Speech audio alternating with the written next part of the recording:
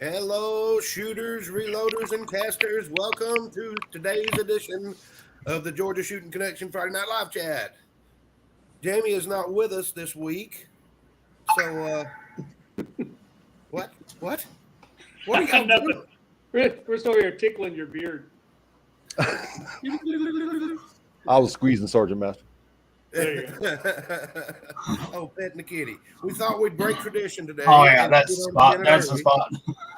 I'll scratch his head. I'm laying down. I hadn't been feeling too good, so.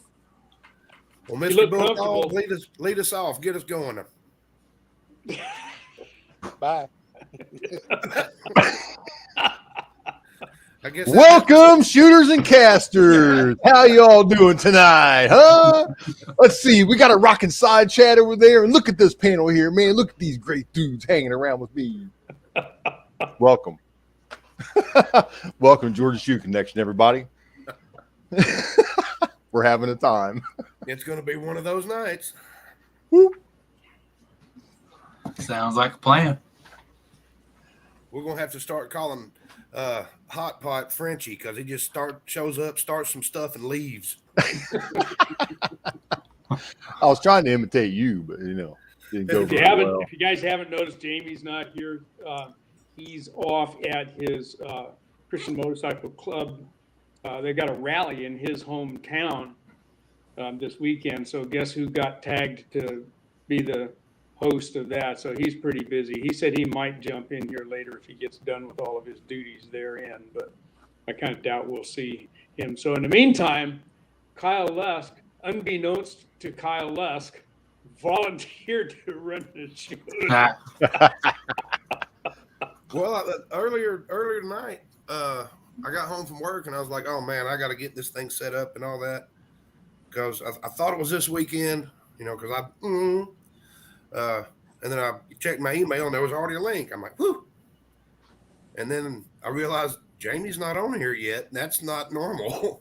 Oh crap, that was this weekend. So I had to get everybody in here. We did a lot of stuff in the last 10 minutes, people. A lot of stuff. Mark, what you got, brother? Oh, worked on some 7mm 08. Got a buddy of mine's got a rifle needing some loading done, so we're gonna get together and put some test loads together and see what he can do with that. I got some 140 grainers, 139 grainers that Georgia boy suggested, and got unfired brass, a set of lead dies, and we're going to go for it. And deer season is around the corner, looking forward to that. So, yeah, we're doing okay this week. Good news. Walter, what about you, brother? I've been kind of busy this week. I got a couple videos out, and in fact, I just put one up a few minutes ago. It's kind of a long one, like 20 minutes worth of listening to me grouse about stuff. But anyway, and I got some reloading done. I did a reloading video or two this week, and I got some casting to do this weekend. We're going to go shoot tomorrow. Going to shoot my Henry 44 and the Ruger Blackhawk 44 out at the gun club with some 429, 421 bullets we had cast up. So that's kind of where I'm at. I'm waiting on some stuff from UPS and just got off the chat in the side chat with Echo, and he had reloading and more from the island of Malta. If you've never seen his channel, he has an interesting channel, kind of worth go seeing. Most of his stuff has no vocal in it at all. He's just showing stuff. He does a lot of taking down, pulling down of different ammos and stuff. But he was a real interesting guy over on Echo's chat tonight, and he's got a good channel, Reloading and More. Yeah, I talked to him through another chat one time that he came on. He's really interesting. He does some really nice stuff on his channel. Yeah, he does. So that's what I'm up to. Senior Master Sergeant, what do you got going on? Well, you said you got a package from UPS. Me too. It was a keg of long shot. Oh, okay. Nice. Good. Yeah. We got that on the shelf here. Yeah, I hadn't been paying shelf prices. Powder Valley had it on, so I was able to get it for a real good price. Oh, good. Yeah, their prices are always good. And that's pretty much about it for me. That trying to learn how to walk. One must crawl before you can walk. Yeah, well, me, it's more stumbling than walking lately. So, which, what about our topic, Mr. Kyle? Well, we stumbled upon some interesting ideas in the mad dash to get everything together. We're going to take a vote in the side chat. Y'all want to talk about semi-professional shooting matches and what's involved in them and what they do?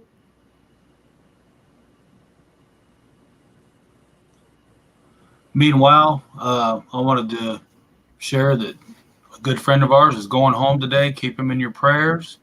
Yes. Good news. He's got a long road to recovery. Let's keep him in our thoughts and prayers, guys. Do what we do best. Prayers for CW. Yes, sir. I am actually amazed that he's not on the panel tonight. Well, As hard as he pushes, yeah. that's what I mean. right. There's probably a young lady going, ain't no way. Yeah. As I'm glad Jamie would say, there's tacos and French fries. Now I'm hungry. Oh, Lord. Well, I think we can squeeze in a little bit of the match information and some other topics. You know how we get sporadic and something might come up. So, Well, I want to take this time to thank everyone who came to my 3,000 subscriber celebration. It was a lot of fun. Chris hosted a fantastic show for me, and I got to ask some questions of the panel that kind of blew everybody away, I think, surprised everyone. But I want to thank everybody. that was a lot of fun. It was. I've got everything except one thing mailed out, and that's just got to build a box for it, take it down to the station, kick it on the caboose. But I had a great time. I really appreciate everyone very much. Well, Gene, would you like to get the ball rolling on competition and match shooting? What will we talk about first? Different ones? Yeah. How about just some of the categories, some of the different types of contests that there are, and maybe just a quick kind of dialogue about what each one does. Yeah. So how Steel Challenge different from USPCA and that kind of stuff? Well, all the shooting events are for everyone, regardless of your physical abilities. So you don't have to be a young runner gunner to do any of the shooting competition. So I think the entry level one for me, I'm gonna speak all from my experiences with it. Everybody have their own. So the basic one would be Steel Challenge, because of learning how to pull the trigger, how to find your sights, find your target, and you can speed up through that. The next on the block, I think, would be IDPA shooting, which is geared for people who can still carry. So you have to have cover. You have to go through a certain maze or set up the way they do the stages. After that would be USPSA, which is more of a younger man's game. Run and gun, shoot as fast as you can, get the stage done. And the last and final one would be 3-gun, where you're playing with rifle, pistol, shotgun all at one time. Well, on one stage, you have to change in between. You're not carrying a pistol and your shotgun. That'd be interesting, but that doesn't happen. Be dangerous too. I have heard of some outlaw events that maybe come on the edge of doing things like that. but they're not sanctioned. They're not sanctioned organizations. You know, it's kind of like running the outlaw demo derby. You know, where it's not sanctioned, but everybody's bringing what they got, filling the trunks full of whatever they got, and slamming into everybody. Yeah, that just doesn't sound very, for lack of a better term, safe. Sounds fun, but doesn't really sound safe. Like Sergeant Master Bulldog was asking, you know, saying about that, and I said recommend the Steel Challenge. You know, if he has any physical disabilities, if he has to be with a walker or in a chair, you know, the clubs I shoot at with Steel Challenge will help you get positioned. Yep. You know, you can bring somebody with you to help you, to hand you magazines if you need that. It's all about coming out and enjoying it with us. Exactly. And You know? it's extremely fun. Even if you've got the worst time there, you had a great time and you met a lot of Yes. cool people. And Steel Challenge is also cheap. It's still cheap to shoot because the majority is 22. So you can bring any 22 handgun, 22 rifle, and shoot it at a Steel Challenge match. So it's not limited. Like I can't take my Marlin 60 because it's 18 shots and I'm going to need 25. And I don't want to pull the tube out and reload in the middle of a run, you know. Mhm. But anything that's going to hold, anything you can quick reload that's magazine fed, you can bring and run. You know, a Ruger 1022, a lot of people build those up and bring those. I've got a few of those. Yeah, well, you can run one of those, no problem. I got a few of those. I got a couple of race guns, some 2245s, a Smith & Wesson Victory, and my brand new P322. I mean, you could bring a 1911 22 if that's what you got. You know, you can use iron sights, you can use optics. Now, is standing a requirement, or can you sit? They will. Any good club will accommodate and make it possible for you to shoot. I shoot with a gentleman in USPSA that served. What was it, the Korean War?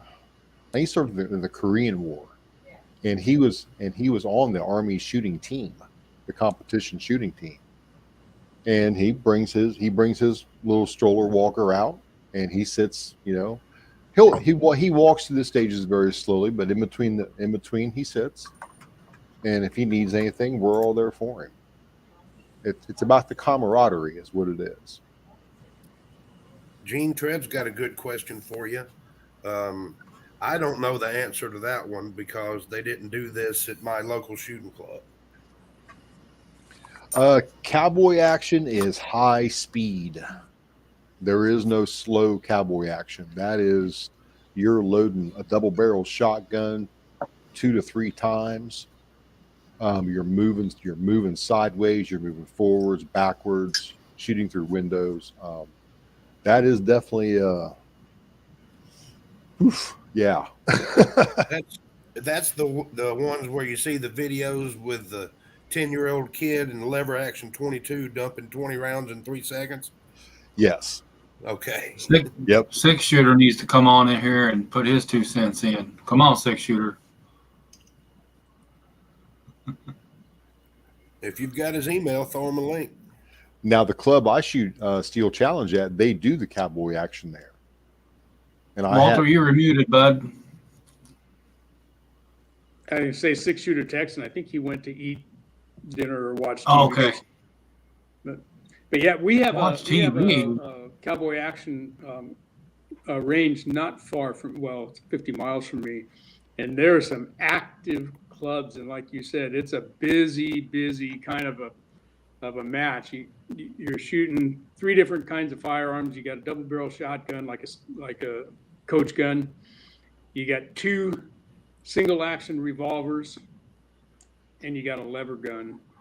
And so, you know, there are myriad different kinds of stages that they have. Every club's got their own, and there's some standard ones.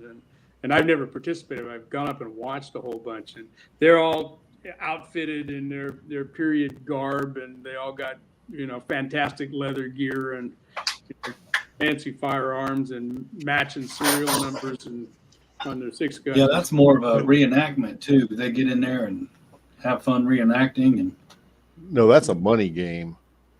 Yeah, That's what that is. That's expensive to get into. It's expensive to get into because they get their firearms all tuned, and those guys that are running those 38, 357 lever rifles, you watch them run those things, and it's amazing how slick those things operate. But fun to watch. My friends keep trying to drag me into it, and give me $10,000 and I'll go buy some gear and do it. But until that happens, it's not going to go. Well, Tread had a question out there. Steel Challenge and USPSA are with the same organization. It's just two different branches of it. So if you join the USPSA and then you go shoot Steel Challenge matches, that's where you can start getting your classifications at. Like, I'm a mid-level shooter. I'm a C-class shooter in USPSA carry optics. So, but this is also my first year into it. So by next year, I expect to be up to B class. But that just goes with your times, your hits and your time. With as much experience as Bulldog has with firearms, he could probably make C class and Steel Challenge in no time. I wouldn't say it'd be a problem for him at all. And you can do it sitting. You can do it sitting in your chair. It doesn't matter. Like I said, it's about camaraderie. Camaraderie. The camaraderie part of it, I'd love. I was just concerned that, if there's a standing issue, because I find myself faced with two issues. One is being able to stand for any even short amounts of time to balance without assistance. But moving from spot to spot, I can do it at a moderate pace. But once I'm there, I need I'm not much good at, like getting down on the ground, bending down, things like that. But if Don't worry, we'll get Chico to go with you. He'll pick up the brass. Free brass.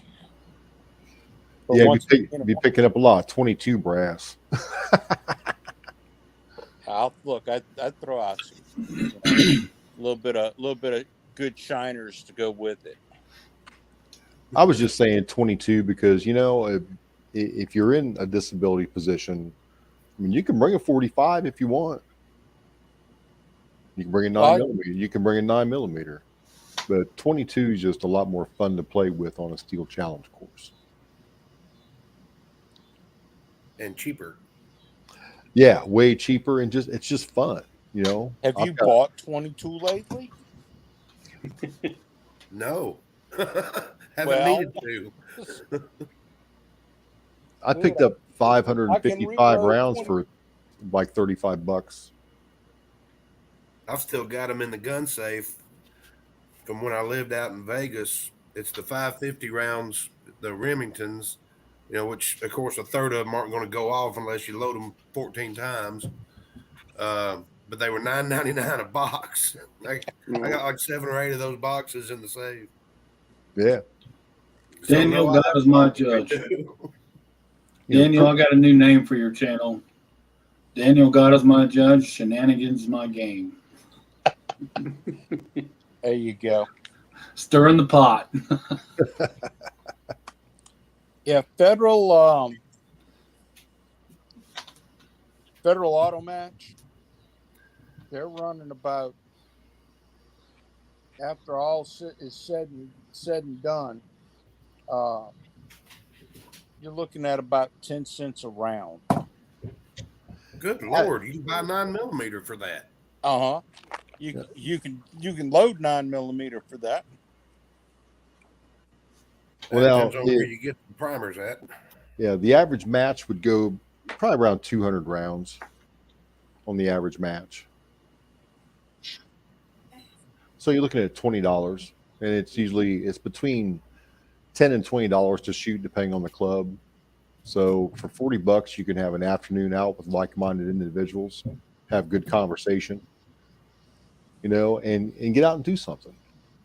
Yeah. And that's I what mean, that's it is fun. I've been to my local gun range when they would have different competitions and stuff, and it's fun to just sit back and watch people because somebody will always come sit down next to you. Hey, how are you? It'd yeah. be like Forrest Gump sitting down. Those look like comfortable shoes. Well, I'm not being judgmental or anything when I say this, but in the steel challenges, I mean, there's young groups, but it's mostly middle-aged to older men and women Right.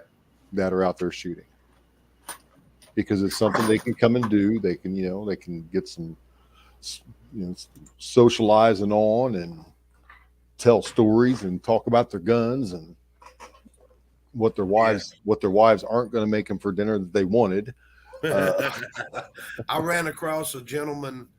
I consider him my elder, but I don't consider him old. And I've seen him at the range a lot, and we've become pretty good friends. We sat there and talked until well after the matches and everything were over. Matter of fact, the owner of the gun club, like, guys, y'all want to go to a bar? We just sat there talking for hours. Yeah, I mean, that's like I said, it's what it's all about. It's about being around like-minded individuals like us. Yeah, he wanted to know what kind of presses I was using, my favorite powders, favorite projectiles, and then I said, "Well, I don't really buy projectiles anymore. I cast my own." And here we go again. Get a room. Get a room. It's a whole nother conversation.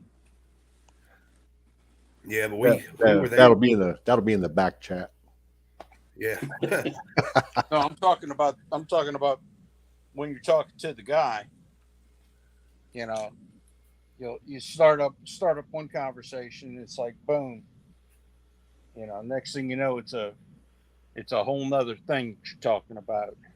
Oh yeah, we went from Commonality. shooting, then we went to reloading, and then different equipment, and then our favorite pistols, favorite rifles, and then we went into casting. And I mean, we were there until it was dark, and then the guy's like, "I got to lock the gate. I don't have any exterior lights.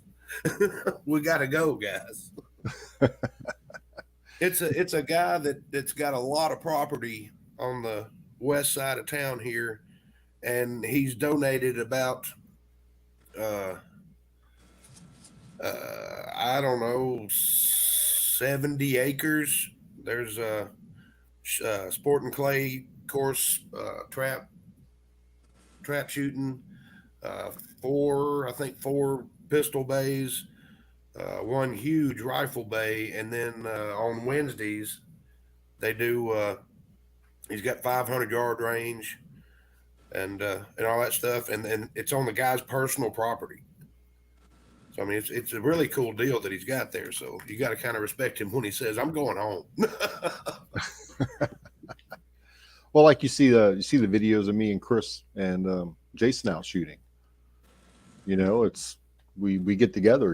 It's the shooting competitions and our brotherhood here has made us brothers in real life too, which I think is fantastic. Yeah.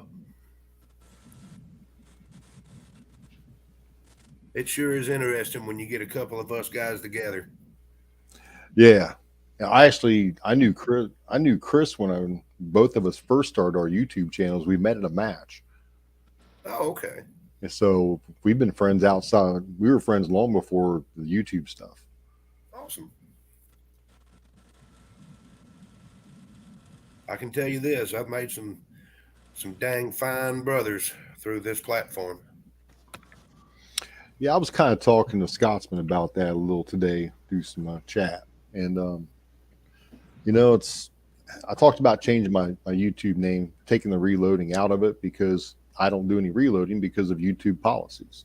Right. I'm on their platform. I respect that. I don't dog them out any. It is what it is. I just try to walk that gray line, and I want to keep my channel up. But I put a poll out there, and the poll said no, so I'm going to keep it.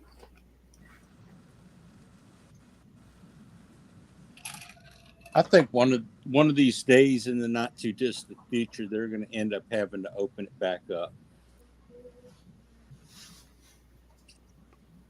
I think they're going to find. Well, what's happening is, I think behind the scenes, I know we're not supposed to talk politics on here, but I think behind the scenes, there's people in certain positions that are trying to figure out how to do what YouTube's already done and make it free, open,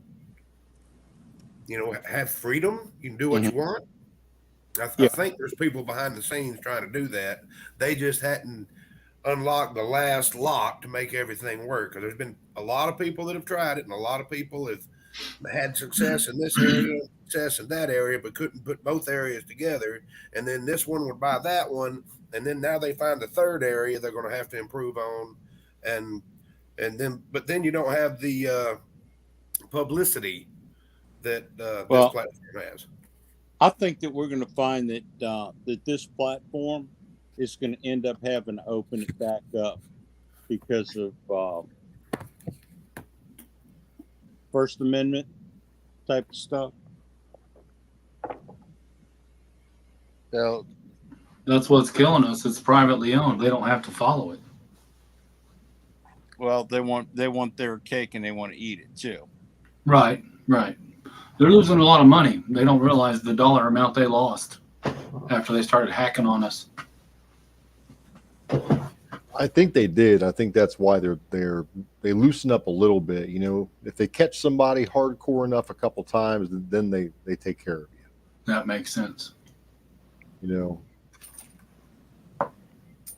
They slapped me and put me in jail for a week for showing, testing the flow rate on my lead pot, dribbling it into an ingot mold. Yeah. That was the only casting that was on that whole video. And so they said, nope, you're making ammunition. You're out for a week. Now, see, when they started implementing all that, I went back and deleted a couple of my videos that I thought would flag me. I looked at them carefully and went, you know what? I want to keep my channel up. It is their platform. It's a bunch of BS in life, period. Right. It doesn't matter what we're dealing with, and this is just part of it.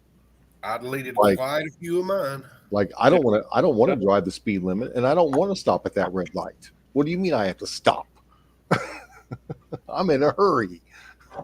They dinged me for one of my Saturday morning. Actually, it was a Sunday morning. I used to do live chats on Sunday mornings, just to go live and see who joined and cut up with people. They dinged me for one of them, and it was only like 15 minutes long, but I was casting bullets and chatting with friends, and apparently you can't do that. So I went through and started pulling a bunch of videos down. Yeah, and Hasbro, I kind of am doing the same thing. I'm still doing reloading videos, but I'm intentionally omitting steps. I'll do the case prep, sizing and whatnot first, or I won't show the priming step, or I won't show what's going on with the dies, or something like that. And still show enough so that anybody who's ever reloaded anything ever before knows what I'm doing, but without any kind of description of what I'm doing, to show the whole process. I'm not doing that anymore. Same thing with casting. I can get away, I think, and I have so far, with showing bullets dropping out of a mold, but they do not want to see you pouring lead from the pot into the mold. And then they don't want to see molten metal going in. Yeah. And something coming out. They consider that making making ammunition. Yeah, they still think that a cast bullet is ammunition, and that's their policy is pretty specific. It says you can't show how to make ammunition, but to me, and this is me and not YouTube, a cast bullet isn't ammunition. You go look at anybody's dictionary under ammunition, and it explains that you got to have all the components, assembled together to call it ammunition. Otherwise, it's just components. Anyway, I don't know how we got to start talking about this. I don't know either. All right, Mock, this is more in your wheelhouse. You're a big archery guy. Is there competitive archery divisions? That I don't know about. I do know my conservation club has the traditional recurve competitions every year, along with the muzzleloading competitions at the same site. They've got a 20 station or 20 station archery target path, and other than that, I don't know any names or how big it gets. Yeah, I'm kind of. I got away from that for a few years, and this is the first year I'll be going out with my archery. So I still got a lot to learn in that department. But I know that that Dead Zero shooting park, they've got a huge archery area. Yeah. With mobile targets. I saw where they had added. From what I can guess, it's little bitty train tracks that they have, stuffed targets on going at different speeds and different directions and stuff. So I just didn't know if that was for fun or if they actually had a class for that. I'm sure they got it all, But yeah, I'm just kind of getting back into that stuff. So I'm not much of authority on that topic, actually. So I wish Scotsman was here. He'd probably have a little more for us, but maybe his internet's not doing good tonight. Well, I have a friend that shoots archery, and from what I know, I don't do any archery at all, but he talks about it all the time. So they have all different. They have youth leagues. They have different age categories. They go up against each other. Different styles of bows that they use in different categories, just like a shooting competition where you can bring your CZ Shadow and shoot it if you want. You can bring your Springfield XD9 and shoot it if you want. There's going to be a category for you to fit in. Whether you're running optics, open, extended magazines, everything comes into play with the different categories. Yeah, Sure. I know they get together at ranges that have that type of stuff, and it's like the Elks Lodge archery target or something, the Moose Lodge archery competition. I didn't know if there was actually a sanctioned group of people or if it's just a bunch of like-minded individuals get together and go, you know what, I bet I can outshoot you, and 20 of them go at it, Well, that does happen, but I'm sure there are organizations for professional archery. Yeah, I just didn't know of any. It's been so long since I've shot a bow, I don't even know where mine is, and it's in this house somewhere. I'll tell you what, it's been so long, I would not pull it back with a string that's on it.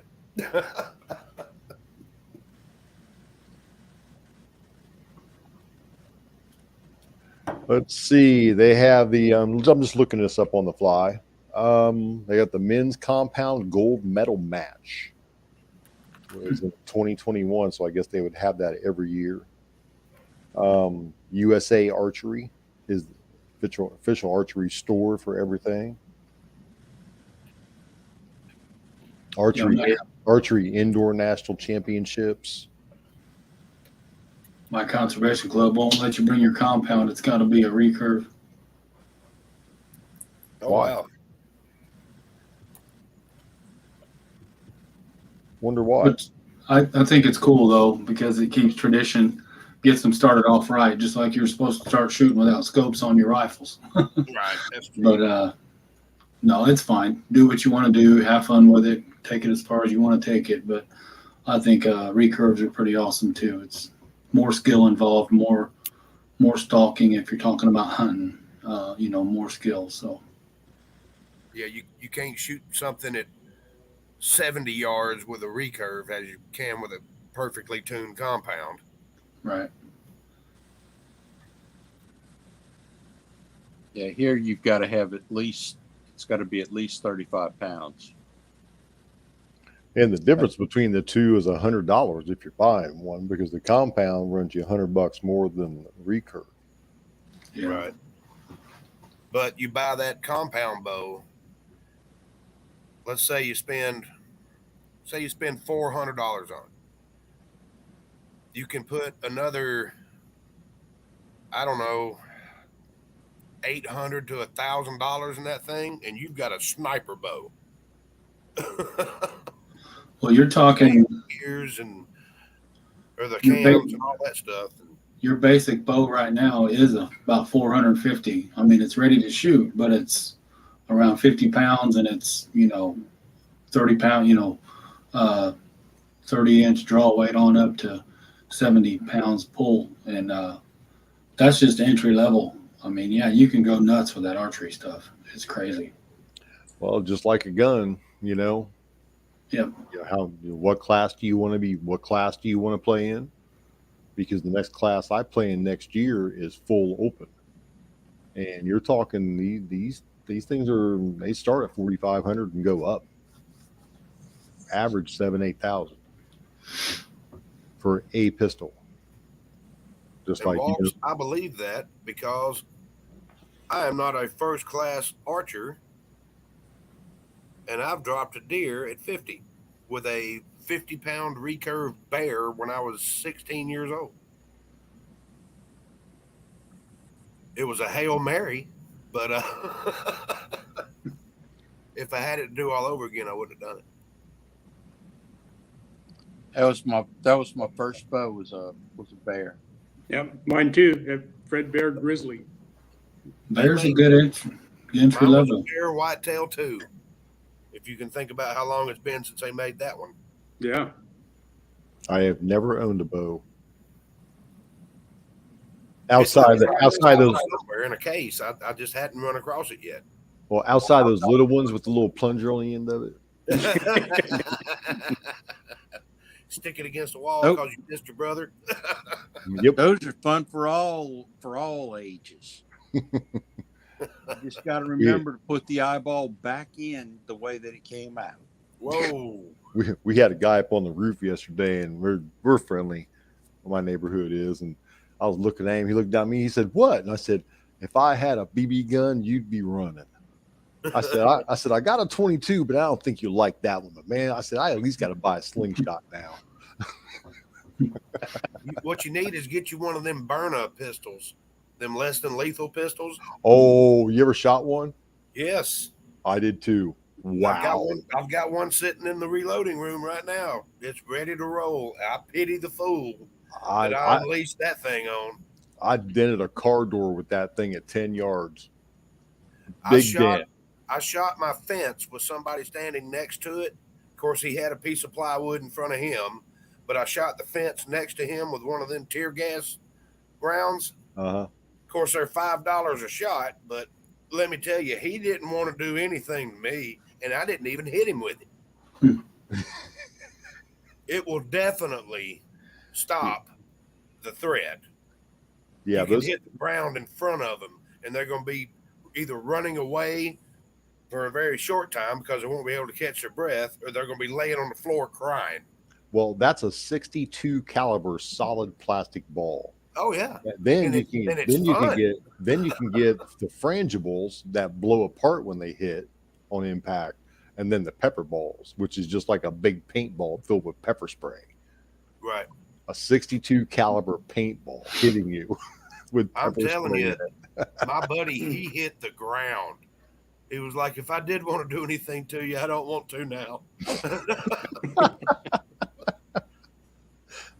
No G23. I did not get shot by one because I'm not stupid. I'm not going to voluntarily get hit by a bowling ball. Yeah, like I said, 10 yards away from a car, because they've got a car they do training with inside my local range. And we stood back there bam, and just putting big dents, like you said, with a golf ball, full swing. Oh my It goodness! was crazy. I bet if we talked to Angel, we might could get him drunk enough to deal with him. I don't think you can. Mm-mm. Good. Angel, It'd he's be not good for a looking live now. video, but no, I don't think you can. Get the live feed going. Get you I cranked watched, up a little bit. I think it was Such. You know, the Reliable Prepper or Such channel or whatever. Sensible prepper. Sensible Prepper. Thank you. He did a video on one, and I was like, that's pretty cool. And I looked into it, and I'm like, that's pretty affordable for what it is. I mean, it's less than lethal. You don't have to have a special license or anything. I'm going to look into it. Well, I looked into it, and I went ahead and placed my order, and then I got the email. Yeah, we're about 6 months out. This was back when COVID was first starting. I think it was 2020. It might have been late 2019. I don't know, but they were running way behind. But I finally got mine, and it's been fun. The tear gas rounds and the pepper spray rounds, they're pretty expensive. You don't want to play with those. But just the practice balls, it's great. It's great. At 40 yards, you can hit a high pan, and of course you only got like 3 or 4 shots because it's CO2 and it uses a lot of. Oh Lord, let's do this right quick. Is everybody ready? 3, 2, 1. Hey. I didn't mean for that to come out that way. It just worked out for me. But yeah, I don't know what they cost now. I'm sure they went up because demand skyrocketed, because it comes with a card that says this is not a firearm, and it's got the serial number and everything. So if you're in a quote safe space, it's not a firearm. And they got holsters and mag holders and all that stuff, and you can get as decked out as you want to and go anywhere you want to. And it's not. That's what turned me on. Which I don't really go to safe spaces anyway, but if I found myself there, I wouldn't have a problem at all, and I thought it was worth the money. And then when I got it, and I paid a little extra money for some different ammo, and I shot it one time next to David. He hit the ground like a sack of taters, and I was 60 feet away or something. I'm like, yeah, this will work. Yeah, they're really neat. They are really neat. And the good part about them is, if you're frail, I mean, you can shoot one of those things. Oh yeah, there's no recoil at all. There's no bang. It's just goes. Yeah, that's it. And also people that are felons that weren't convicted of violent crimes, they can have them too for self. That's why it comes with that card. This is not a firearm. Yep. Well, I guess it serves 2 purposes. It's for people that have been convicted of a felony, whether rightly or wrongly, or if you're in a safe space, they can't take you to jail for it. No. It was a great idea for me. I got safe spaces. I've got kids in school and all that, which here in my state, I can have my sidearm on me if I'm just going to the front desk at the school to pick my kid up or something like that. I cannot enter the school with it, but as long as I'm in and out, I can do that. But then again, that's the great state of Georgia. Well, up here in OH10, I've got a friend, Jenny, that's a math teacher at an all-Christian school, and she's a concealed carry holder, and we shoot together quite a bit. And they actually came to her and asked her if she would carry her gun in school now. That's good. When I bought that Byrna, that was not the case.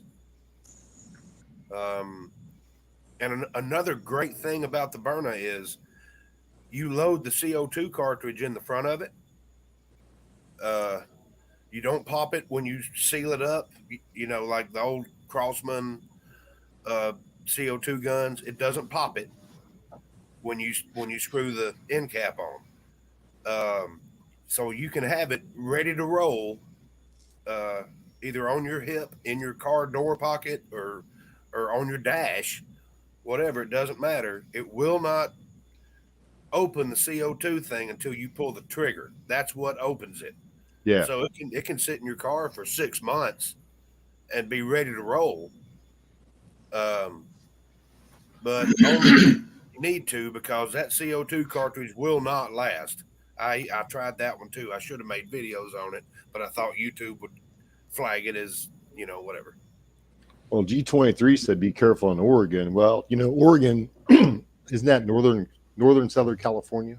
Yeah, it's Northern California. You guys, hey Mark, do me a favor.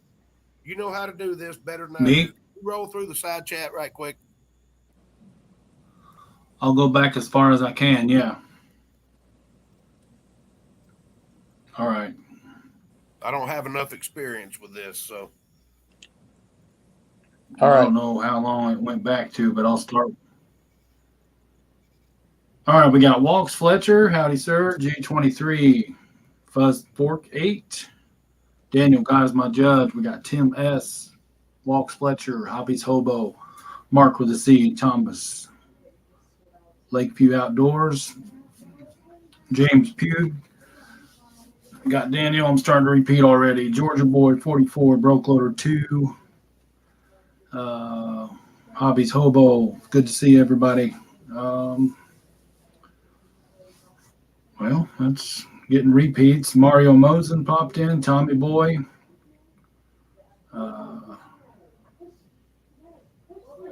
Glenn Davis. Good evening. Did you Anna Lee Brown. Did you Timothy get Tommy Burkett. Boy? Did you get Tommy Boy? I did get Tommy Boy. Okay. Yep. That's what make you say it again. And gotcha. Hasbro. Got a lot of repeats. GGW reloading here. I can only go back so far, guys. If I missed anybody, I apologized. Yeah, I'm That went trying a little quicker than it usually does. Trying to help you out. We got Andy 79Z28, Tactical FUD. Yep, he was there earlier. Let's see. Oceans is out. Oceans 374. Yep, Oceans is there. Kyle. Ocean, awesome.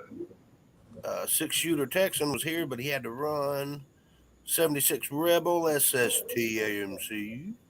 Hillbilly up. Yeah, I missed a ton of them, boys. Sorry. Yeah, I don't know how Jamie does this, but Trees Are Blowing. He was here. Lakeview. Trees. Howdy, sir. Walks Fletcher, Just Jeff. I'm sure I'm repeating some of the ones you did. Of course, there's Daniel and Fuzzy. We got Fuzzy. We have a Fuzzy sighting. Don't forget James Pugh. I thought Mark said James Pugh, but okay, yeah, we have James Pugh. G23. I'm getting there. Hang on. Y'all are better at this than I am. Mark Thomas. Mark with a C. Kark. Tacos and French fries.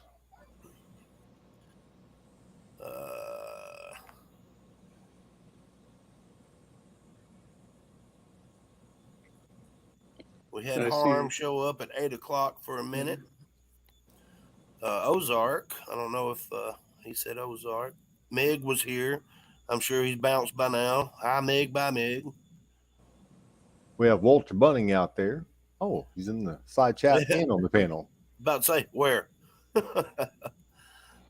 Yeah, we said Oceans. We said Broke Loader. I see GGW reloading. Rollis Carvelis. Who else is up there? I can get pretty far up to the top. See, we're doing this as a team sport. That's Hey. what it's about. If we didn't call you out, guys, just like I say, that I'm not used to this rodeo. So Did you get Mario? James Hey. Pollard. Hey, Mario's been had. And Anna Lee Brown's out there. Yeah, we saw her. good Lord, Mr. man. Pollard, James What? Pollard. We got to get Fuzz and Daniel on one of these chats one day because they have nothing but a feud going on between them. Right. That'll be a train wreck. Yeah, but wouldn't it be fun to watch? Yeah, start making the popcorn, man. It'd be good. We got the other Kyle. I'll tell you what, if we can get Daniel and Fuzzy on here at the same time, somebody bring the popcorn, I'll bring the moist towelettes. It'll be a party. Oh man. There's the hobo. I don't know if we said him. Oh, that's rung on a few different levels, but okay. Yeah, but it's so right too. I mean, Everybody be cautious now. Fuzz T48 is buying flour and Crisco. Now, I'm scared. I don't know what you do with that. You're at his age. I'm not quite sure, but I don't think I want to know. It can't be good for you. Make a biscuit. Yeah, I was about to say he's making a biscuit. Basking in the Yeah, warm Actually, Hobby's Hobo, I saw that. Me and Angel were grocery shopping the other day, and we needed some butter. And I'm just being the old man pushing the cart. Don't tell me I can't buy no saran wrap when I want saran wrap. I'm being that guy. And I'm like, don't we need butter? She goes, I am not paying that for that high-priced butter. We ended up getting some butter, but we didn't pay $6.50 for it. Whoa, Cat easy, tacos. What easy the heck? Ozark, easy James. Come on, guys, have some couth. Keep it clean, boys. Oh, boy, we had an episode at work today. I thought it was going to get very interesting. We had a truck driver that was there, and he called a tow truck to come pick his truck up. And the truck driver was convinced that he told the owner of the company, tow truck company, not to be there until after 1 o'clock because he had to get some finances arranged and stuff like that. Well, the tow truck driver shows up at about 9:30, and they start getting into a heated exchange because he already drove all the way over there to tow his truck, but the bill wasn't paid, so we couldn't release his truck. They start going back and forth, and all of a sudden, explicitives started flying, and this, that, and the other, and each one of them is reaching back, getting ready to sock the other guy. I look at my wingman next to me on the parts counter, and I looked at them. I said, boys, and it kept getting even more heated. My wingman looked at me and said, Kyle, I said, I got it. Boys, that's enough. You ain't doing it in here. You can go outside and do whatever you want to do, but you ain't doing it in here. And once everything calmed down, they were asking me, Meat said, I was grabbing some popcorn, man. I was ready to watch this. This is going to be good. I said, Meat, if one of them would have hit the other one, they're both big boys. If it knocked them down and they hit their head on one of our, showroom displays or something, they're going to sue us. So I was trying to just get it outside. I don't give a damn what you do outside as long as it doesn't involve my car. You just have a couple floor models, that's all. Had my hand in my pocket and everything. Boys. I got to jump on this comment. James, we do not eat margarine as men. Okay? That's it. Unsalted butter. That's something your mama bought because she was cheap and had 5 kids to feed. Had to be cheap. Unsalted butter with the little Indian girl on the front of it. Yep, unsalted sweet Yeah. cream butter, baby. That's it. That is it. We don't want to hear that. See, I bird can't food. even remember the brand name, but they tried. They didn't they take Land Lakes. Land O'Lakes. Land O'Lakes. But they took the little Indian girl off of it. That's the only way I knew what butter to get. It's all that political bullshit. Politically correct bullshit. We can't have, you know, who's on what syrup and who's on what kind of pancakes and who's on what kind of butter. You know, it fucked up breakfast terribly. I don't Or care. this may be in your wheelhouse too. Or bulldogs. I can answer that one. Rifled makes it turn. Twist rate makes it go very fast turning. And I don't care which direction it's going when it comes out as long as it hits what I'm aiming at. How's that? It's going to go clockwise. I've heard of Kerrygold. It's not available where I live. That's what Kent Rollins uses, and I haven't been able to find it because I wanted to try it because I got Kent Rollins to try Duke's mayonnaise. I say, Chris, 338. Good to see you, buddy. Kyle, are you looking for or just curious about?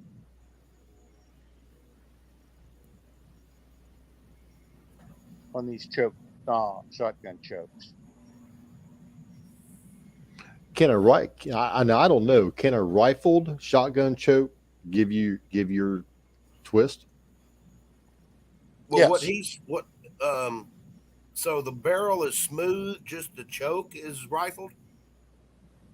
Or is he shooting a rifled barrel and the choke he's using is backwards rifling?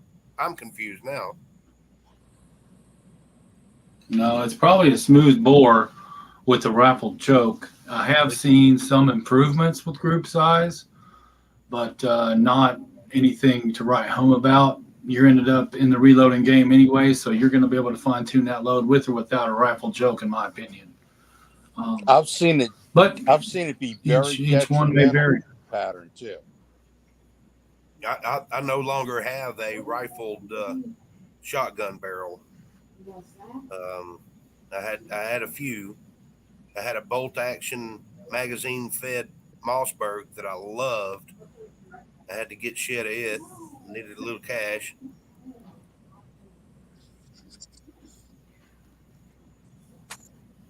You need, Kyle, if you're going to. I would definitely use a.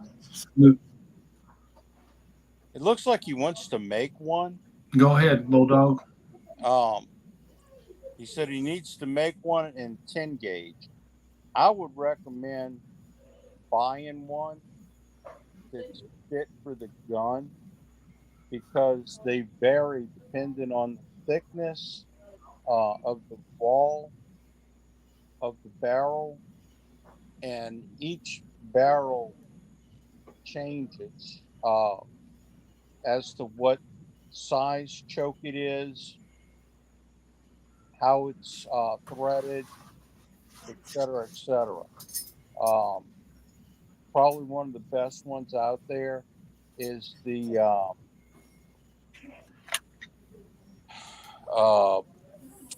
Bucks, the Buck Kick, and I'm trying to remember exactly who makes it, but it's a really good choke. But I would Carlson's maybe. No, it's Kicks buck kicker, like butt kicker, but buck kicker, made by Kicks. That's probably one of the best ones out on the market. I would definitely stray away from trying to make one yourself unless you just absolutely want to. Excuse me. I'm thinking about getting another shotgun with a rifled barrel I mean, I know I can buy rifled barrels, but just have one ready to go for buckshot and have one ready to go for slugs. You know, decide to go hunting or something like that. Just grab the brown one instead of the black one. You know. Hey Kyle, if you're going to be shooting those Russian slugs, I've found my personal experience with them is they do much better through a smooth bore. Because of the way the wad is on it. Just the way that they're designed. They're designed to shoot through a smooth bore, not a rifle. Now you can get good performance out of a rifle barrel. However, my personal mileage on them has been much better through a smooth bore. And I'm talking about, you know, maybe half-inch groups, you know, half-inch, three-quarter-inch groups at 100 yards out of a smooth bore. Well, that's good information to know. You know, and if you put them through rifling, what happens is that it deforms the wad. Yeah, and that's as soon as you said that, that's what I was thinking. The wad makes it work, and it imparts some kind of funky ass spin on it, and next thing you know, you're off and getting bad groups. But now, I know that Thorzak's Dave has had good success with them, using them through a rifled barrel. I didn't have bad results out of it. It was actually what was the barrel on that H&S shotgun, Mark, that we took to Dead Zero that they finally let us shoot? Oh boy. 16, 18. I mean, you had yours, but mine was Yeah. it was a Yeah. flip. And it wasn't bad groups at 50 yards. I mean, No, it was decent. It was it might decent. have been 8 inches. I'm gonna do a. I mean, that's enough, you know. Yeah. And those were my first. I'll do a quick shout out. I still got plenty of those left too, Kyle. Yeah, I hadn't even played with the load data and stuff yet. I just pulled a Chico, grit my teeth, and closed my eyes and pulled the trigger. Those things hurt.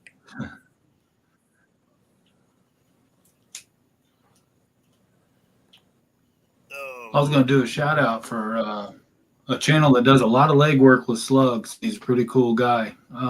Buck and Slug Reloader on YouTube, and he's also on Facebook. He's got a lot of groundwork done and a lot of good results with the dangerous game slugs from Ballistic Products and some of the molds, the Russian molds, the botfly, and the other types of stuff. So Buck and Slug Reloaders, if someone can put a link up, that'd be awesome. Mr. But, Guthrie. I was going to say, Guthrie. Mark, if you would, could you text me that? I don't have an ink pen with me right now. But I would be very interested in looking into that. Yeah, Leon Guthrie. Let me see if I can post a link. I forgot. Maybe I can do it. He's the moderator, and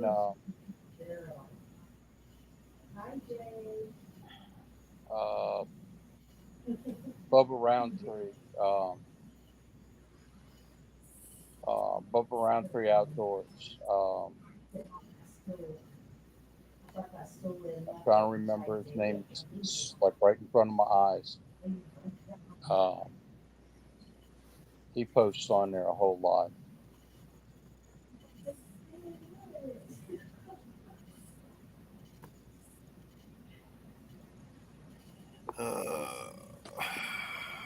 I'm not used to this keyboard. Tim S., I'm fixing to click on the wrong tab. See if this will work for you. Did that link work, guys, out in the chat? Yeah, it did. Yep, worked for me. 10 gauge slugs going at 1280 FPS. Wow. Ouch. I don't have enough shoulder for that. That's a young man. Hasbro, me, and Mark and Master Sergeant Bulldog use those slugs, and they work. What's that? The segmented slugs? Yep. Yeah, I've got a couple of different manufacturers of them. AS molds and Svarog. Wade Rush is who I was trying to think of. Yeah, this is one of those nights when we need CW.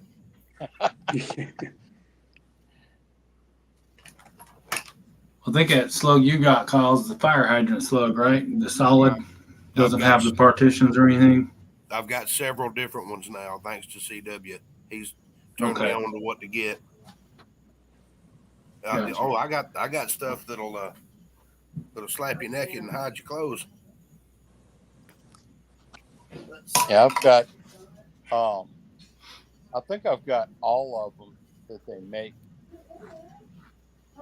out of both companies for 12 gauge, and let's see here, the full line of segmented ones for the 20 gauge. Got the fire hydrant. I've got this one, which I'm not sure what's in the end of it. Stuff. It won't matter.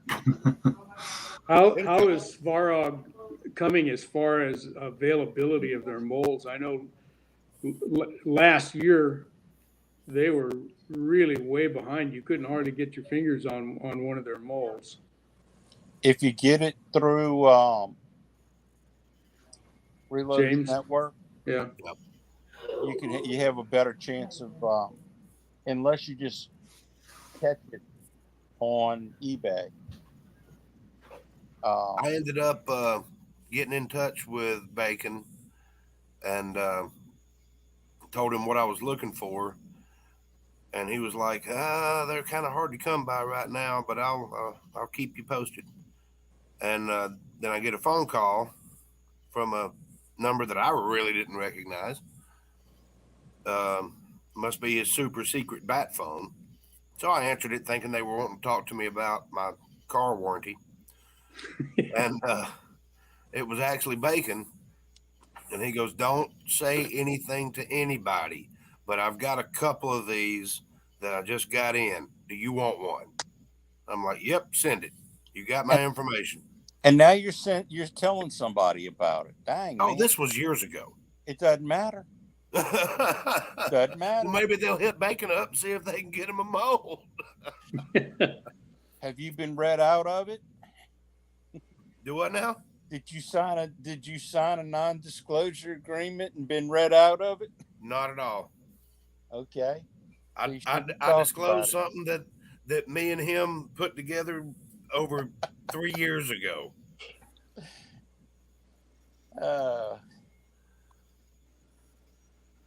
And then you came through and sent a 55-gallon drum full of goodies for me and Jamie.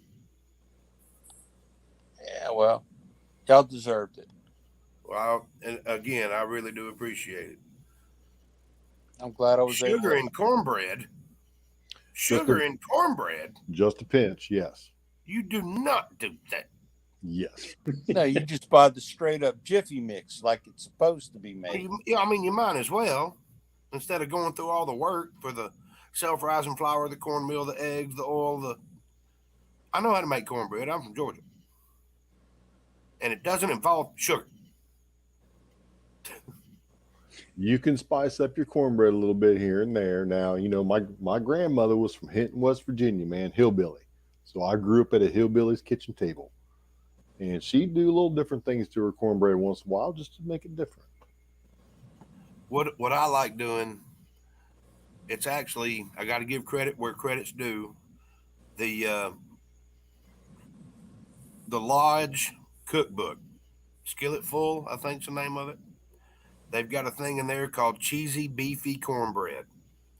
It's homemade cornbread batter, and then you make taco meat, put onions and jalapenos and cheese and all that. There's cheese in the cornbread itself, and I put some jalapenos and stuff like that in the cornbread batter. You pour half the batter, put your meat in there and your onions and your jalapenos, and then pour the other half of the batter on top and cook it till the cornbread's done. That is a meal right there. Done deal. It is spectacular. It's in a Skillet Full Lodge cookbook. You're gonna make me pull my Jiffy Mix out. Don't you do it? I mean, don't get me wrong. There's probably 10 of those Jiffy Mix things in the pantry back there. But if food chat. Well, you know, there's two things, man. That's your highfalutin. That's you got Jiffy cornbread mix, and a block of Velveeta cheese. No doubt, that shit's $7 a block now. Yep, you are living large if you got those two things in your house. I'm just glad I hadn't started to have to invade my food stores yet. I'm going to have to in a little bit start rotating stuff out.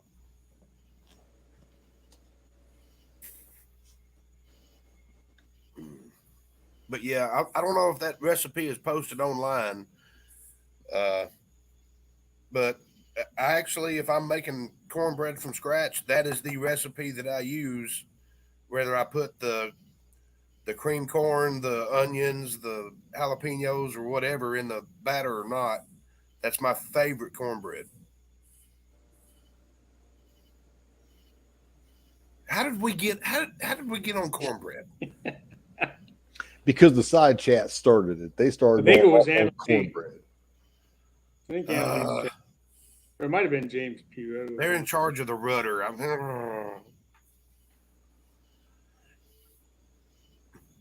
Good Lord. You gonna eat that cornbread? There's gonna be consequences and repercussions.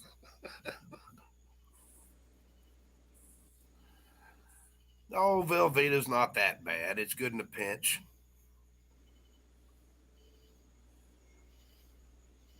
I'm not sure who mentioned cornbread first. I just came on in. There you go, right there.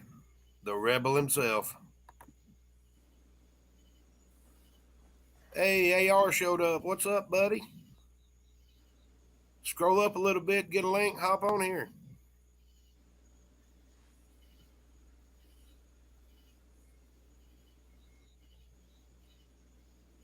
Velveeta works for certain things. Anyway, where were we? Well, back about an hour ago, we were talking about different kinds of shooting matches. And then we went worse than sideways, man. We went figure eights or something. I don't know how we got off. We're going off the rails here, baby. We're in the school bus figure eight race. Crash and burn, Mav. The school bus figure eight race. I thought we were the only ones that knew about those down here. Well, no, we got them up here too, man. Don't discount Ohio. Trust me. That is the best final event of the evening you'll ever watch. Yeah, but ours will have short buses. Oh no, we're full bore bluebirds. Ooh, the big flat nose ones. Oh yeah, everybody's picking up Cummins parts after the thing's done, taking them home. Got William C. Chapin out there and Big E popping in. Good to see you guys. Mr. Chapin showed up. And Lee Brown has been in the house. I think she started the cornbread. She claimed she wasn't her. I accused her of it too, and then she said, "No, it wasn't me." You know, margarine was actually I read this. Margarine was invented as a chicken feed. and they had millions of dollars invested in this new chicken feed. They started feeding it to the chickens, and they died. Yes, it is feeding to the people. So might as well give it to us. So they colored it yellow, called it a butter substitute, and it's supposedly one molecule away from the tub it's in. Yep. I do not eat that stuff, period. I have not had margarine, and since I read that about it, I was like, oof. Yeah, we're not doing that anymore. Unsalted sweet cream butter, please.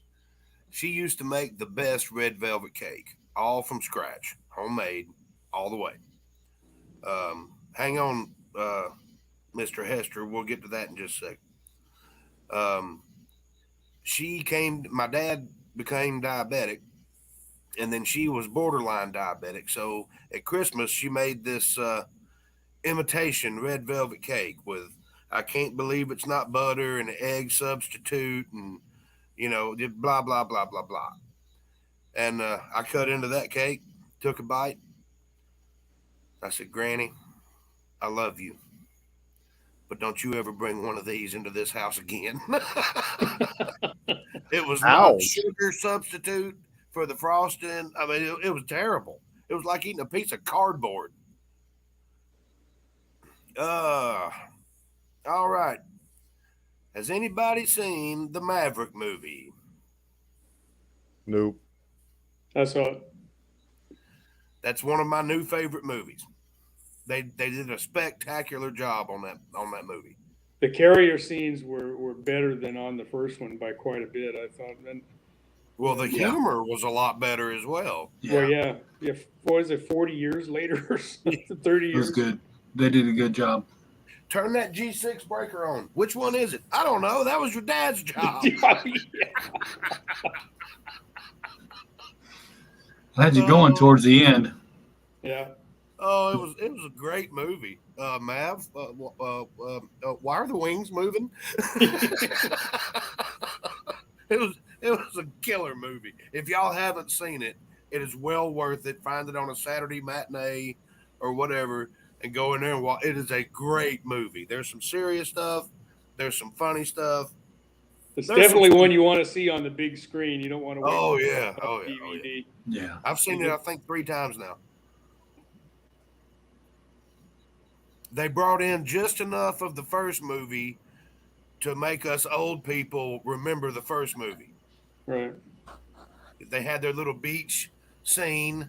Oh yeah, yeah. It was just little snips every now and then of what they had in the old movie. But it was they did a spectacular job. If that thing doesn't win every award that they offer, something's wrong.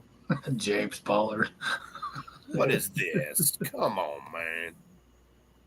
To go way back with the original Top Gun, back when I was still teaching high school physics, there were clips that I showed in my class for a lot of different physics applications. That movie is where the phrase "going ballistic" entered our vocabulary, because no one ever used that term before, and it was used in that movie when their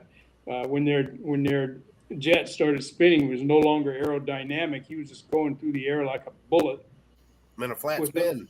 In a flat spin with no control. His control surface didn't work.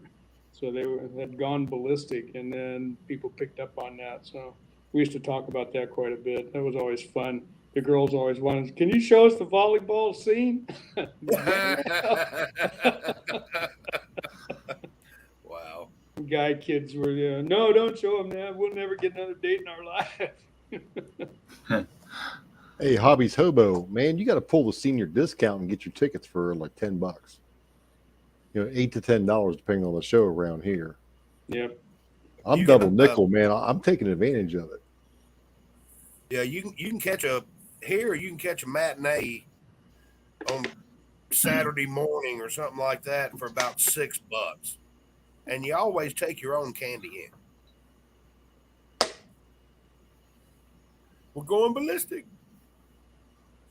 Yeah, that's right, Big E. I remember that now. Yeah. Because he's all. Yeah, you're right. That's right. But it applies to both situations, really.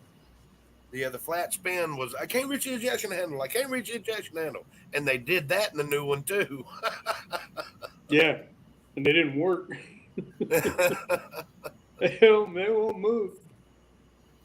Yeah. It was such a great flick. It really was. You know, the previews from a couple years ago showed the guy on the ship, the guy with the cigar, the bald guy. So it made you think he was going to be in it. What happened to him? I think he died. Couldn't finish the film. What was his name? Oh, Yeah, I man. can't remember. Um, You'll be flying a cargo plane. Full of rubber dog shit out of Hong Kong. What was his name? But him and Maverick were going back and forth in one of the previews for it in 2020. I thought I remembered that too. Yeah. And they both look wrinkled and old, and it was funny. It's like, what are we doing here? But yeah, that was one of my. I kept it clean for the show, but that was one of my favorite lines. Hell, I don't know. That was your dad's job.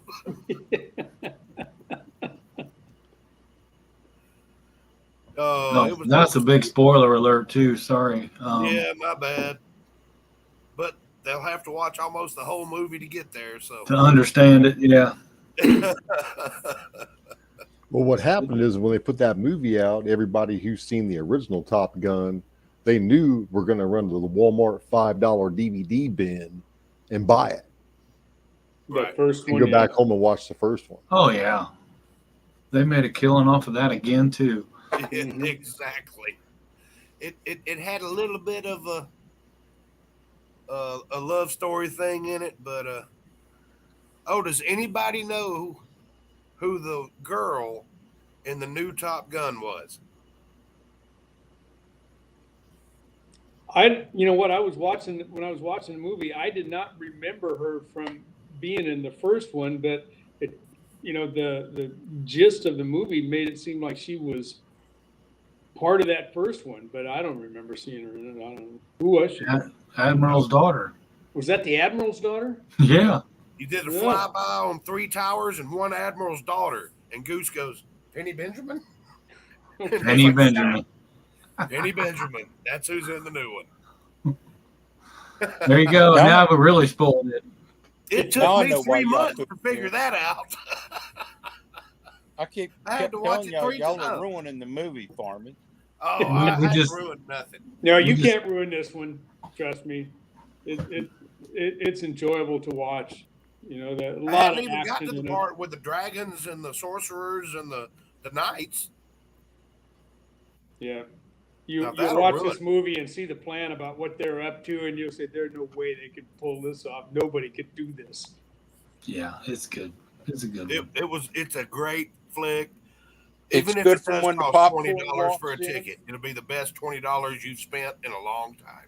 I gave up on It's Hollywood a good long time watching it ago, all but the way from the concession stand, huh? yeah, I gave up on Hollywood a long time ago, but I really enjoyed this movie. So Yeah. My wife and one of our girlfriends went and saw it, and they both came back raving about it. I'm like, Tom Cruise is not my favorite dude. Fuzzy's saying out there the drive-ins in Ohio are gone. Not where I live. As far as I know, there's only one left in Georgia, and it's an hour and a half away. We've got several around me. I've got one within 20 minutes of me, and another one I've never within been 40. to a drive-in movie. Really? Oh boy. Hey, There Mark. used to be one. There used to be one a half a mile away from the house, right here. Right up. what's that? There used to be one about halfway between Notre Dame and Kokomo. Kyle was froze. Yeah. That was funny. I was trying to match your pose. Did you ever see that live chat that I was on with Uncle Jim, where it sped everything that I did up 20 times speed? Negative.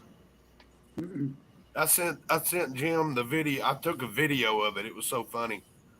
Of course, it was one of them 2 o'clock in the morning moments, Mm-hmm. and somebody who was on the panel was like, "Man, Kyle, you're smoking the hell out of that cigarette," because it was just like.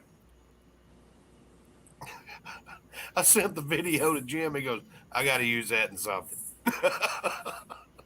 I seem to remember that. It was hysterical.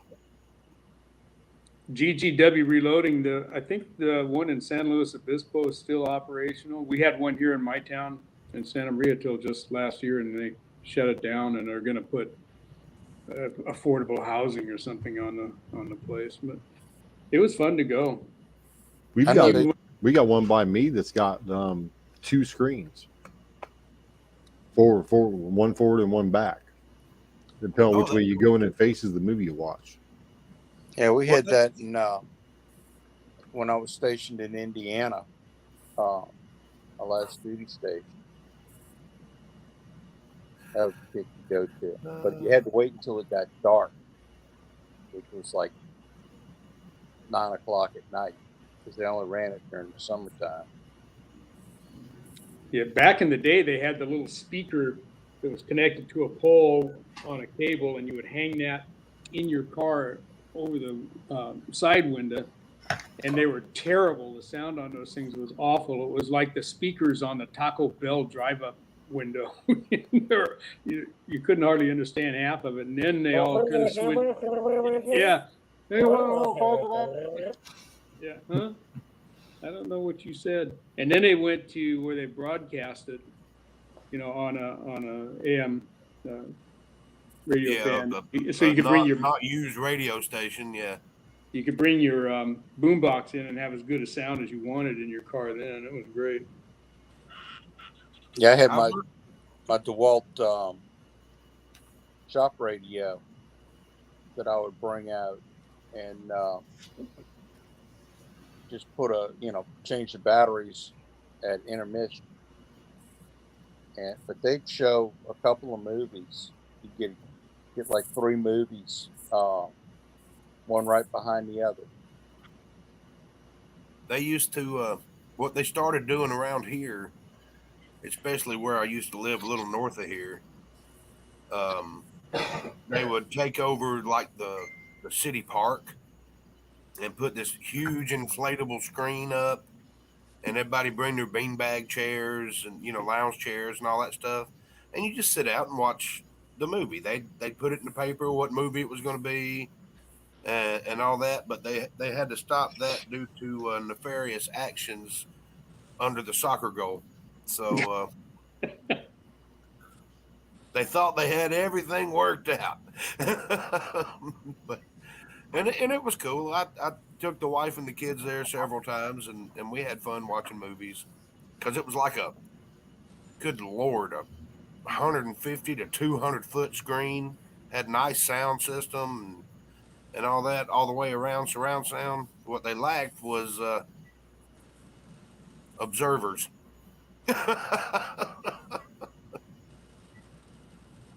So they stopped that.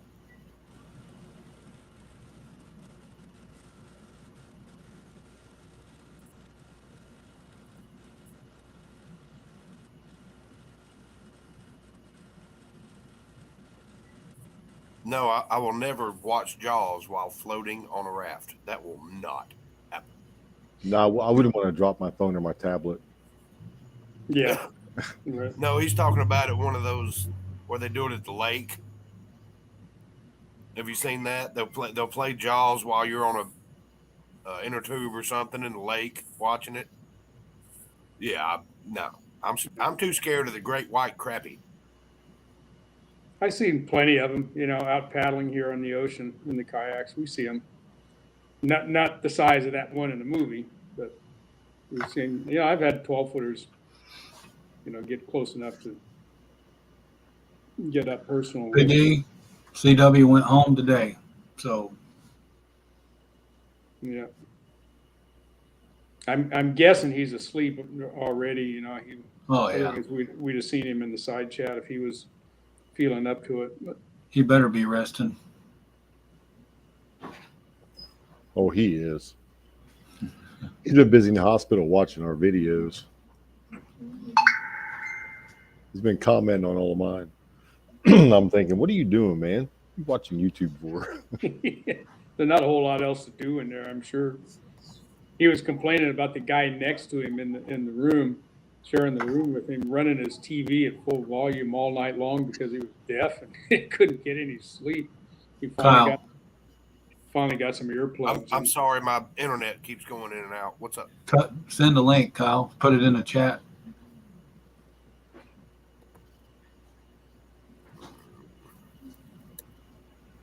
Andy's heading for bed too. Looks like. Good night, Andy.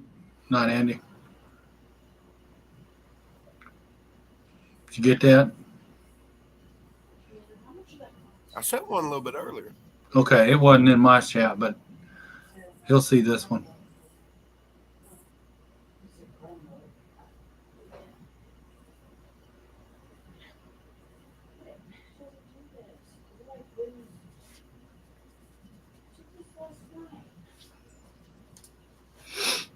We went from we've been all over the galaxy tonight. Yeah, very little of it had to do with shooting and reloading. That's all right. I think everybody had a good time. It's kind of like a weekly family reunion. Everybody plans on yelling at Aunt Esther for doing what she did to Uncle Tom, and nobody ever gets around to it. This is a case. This is a bullet.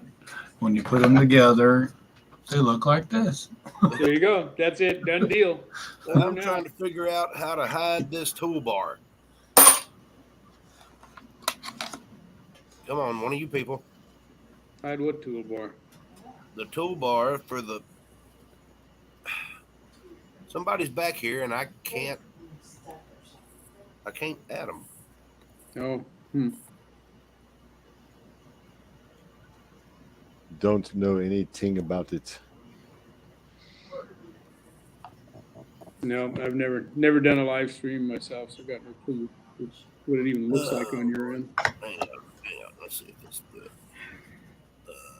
good. No. I don't want to kick. I don't want to ban. The toolbar is in the way. Let's see if this will do it. Nope, no, it's all going. What in the hell was that sound? You shared it with everyone. I think Walks Fletcher's got the night pretty well summed up there. You know, we'll all load up in a pickup with a couch in the back, go to a drive-in movie with some cornbread to eat, and watch Maverick. Some jalapeno cornbread. There you go. How did I do this last time? T23 says scroll down and then add to stream. Hold your tongue on the other side of your mouth. Ah, the old tongue-in-cheek. Yes. All right. While we're waiting. There he is. Hello there. Hello. Well, it's been a year and a half. What's going on? Are you okay, Kyle? Yeah, it's just been a year and a half since I've had to do that. Welcome aboard. Thanks. What's happening? We don't even know. Cornbread, shotgun shells, Maverick, you know. We're taking shotgun shells, putting them in an F-18, and then I haven't seen the movies. Cornbread.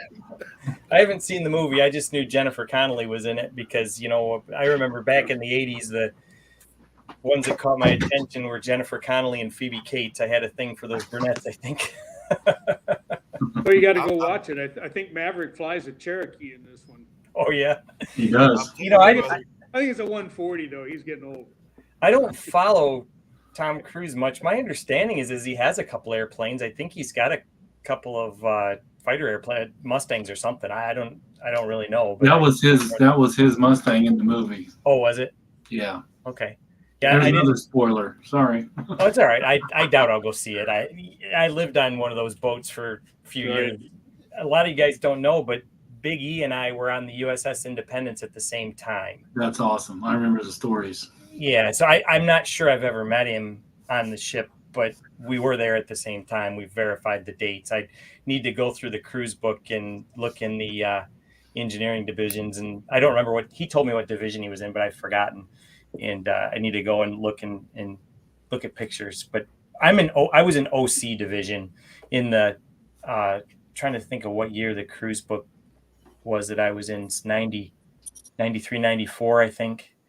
So, but yeah, we were there at the same time. So, anywho, Awesome. Big E says P3. P3 division. Okay, I better write that down or I'll forget. Hey, Kyle, blow me up for a second.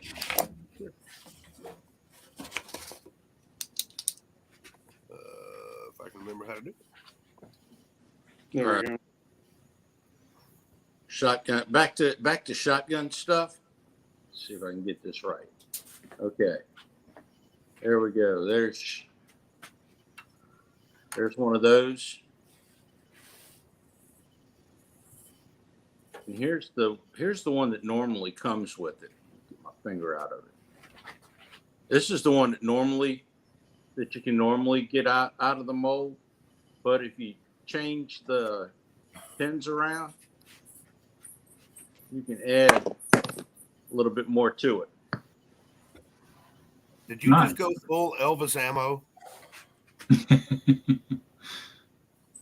I would never do that. Well, it's not a reloading room unless you drop something. Well, I guess I did then. But you can get, there we go. You can get another 1/4 inch off of it. Nice. How much weight did that give you? I'm not sure exactly. That's a lot of lead heading down range. There's a Like lot you of check there's a with lot a of lug nut. momentum heading into your shoulder. Mm-hmm.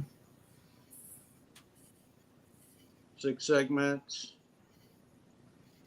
Forget the death run. It's dropping. 3 segments. Yeah, I've got that for the 20 gauge. Trying to see what else I got. This just happens to be what I had sitting on the table. Nice.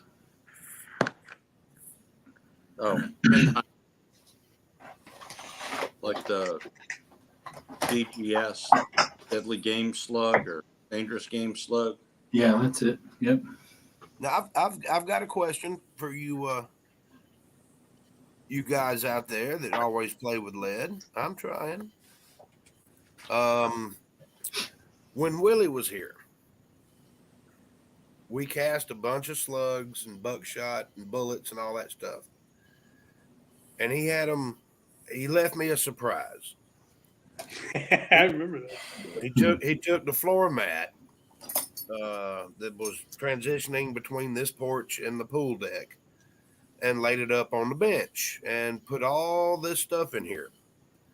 See how they're all oxidized? Yep.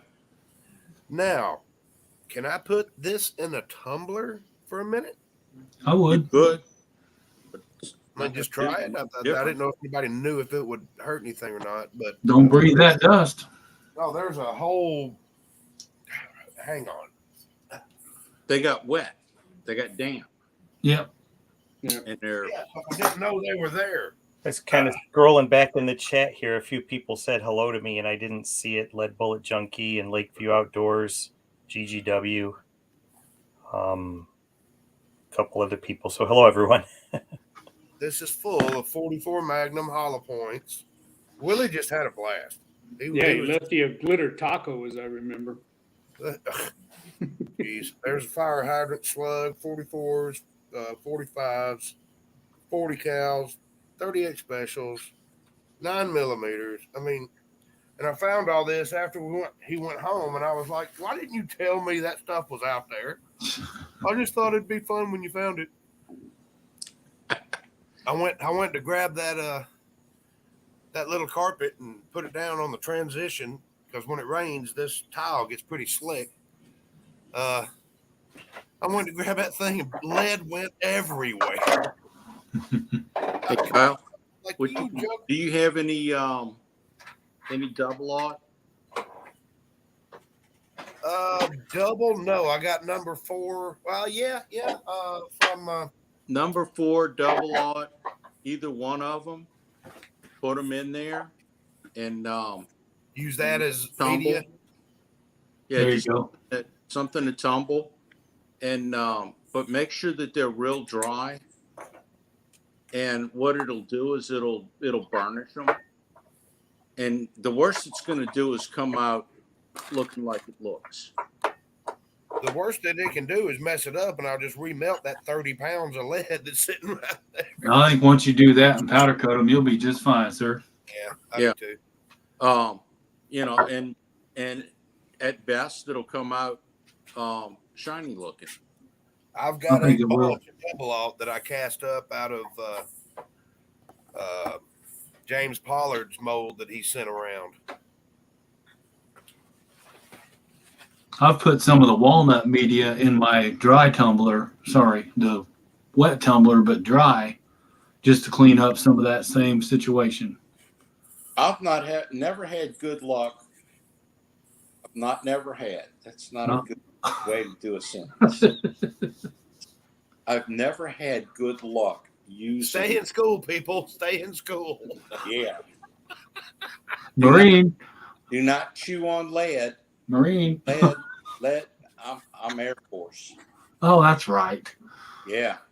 That's it. Senior Master Sergeant. You were up there at Grissom. I forgot about that. Handgun ammo, Walter. Yeah, Big handgun ammo. big hand. Wow. But I've never had good luck with it, because what I've ended up having to do afterwards is it does a buildup where the corrosion is, where the lead corrosion is, and I've always had to end up washing it off, and it just caused more trouble than it was worth. Chocolate cornbread. There you go. Well, Cornmeal might be the one ticket. I got plenty of it. Who just got the 350 Legend pistol? Did somebody in our crew get the pistol or on the? I don't know. I saw it, and I can't remember who it was. The shop here, there's one of the crayons. there's one of the CVA Scout pistols in 350 Legend down there. Okay, Oh, yeah, it was ridiculous. 1,500 bucks. They used to chamber that in 300 Blackout. I haven't been able to find one though. I've been looking for one. I did fool around. Mark will appreciate this. This is a 3220 Winchester with the Lee 230 grain in it. Nice. So I'm going to try subsonic out of the 3220 contender barrel, but unfortunately it's a 1 in 10 twist. It may not stabilize it, but I just seeded one in a piece of 3220 brass to see if it would chamber, and there's plenty of free bore in a contender barrel to do it. So Interesting. if this one won't stabilize, it might go like with a 180 or something, and I'd like to have a 300 Blackout contender barrel, but the wait for them is too long. Oh, side chat's getting redonkulous. They start out redonkulous. And my brother-in-law just picked up a 454 Casull barrel for its contender. Probably for an Encore. I've never seen one for a contender. The pressure's too high. Contender frame's only good for 45 or 50,000, and Casull's rated up to 55, and 460 Smith is up to 65. So Jeez. contender frame's a little spongy for Casull if you run it full bore. But they do. I bought a I can't remember if it was a 10 or a 12-inch 454 Casull barrel for my dad. He shoots Encores. I have all contenders. I have 5 of them. Some came from my dad, but that's what this is. This is 4570 for a contender, and it's big, but it's low pressure, so it's the firearm will handle it. And plus, these are not warm at all. These are 300 grain bullet and 31.6 grains of 5744, so it shouldn't be bad. That seems a little small for a 44 Casull bullet. Well, this isn't. This is 4570. Oh, okay. 300 grains. You can go up to 500, but I wouldn't do it in a contender. That would be a lot of pressure and it would be violent. But 300 grainers shouldn't be too bad. When I was younger, a buddy of mine had a contender chambered in 7 rim mag. Probably an Encore. That was maybe, I don't know. It was a Thompson. That was the most painful pistol I've ever shot in my life. Yeah, Marvin's saying that SSK has 300 blackout barrels. SSK sold out to Lehigh Defense, and there's still a bunch of wrangling between Lehigh Defense and House of Arms over the SSK 50 and any of the contender stuff that Jones used to do. And ordering a barrel from them right now is, I think, a little risky. I don't think that I would give them a deposit on anything. Bullberry's way behind on everything, so stuff is out there, but I've just been shopping. There were TC custom shop contender whisper barrels and blackout barrels, but they're just kind of scarce, and when they do surface, they're pricey. But I think the 3220 will get me pretty close. I can still play with that and do it that way. Looking forward to that range report.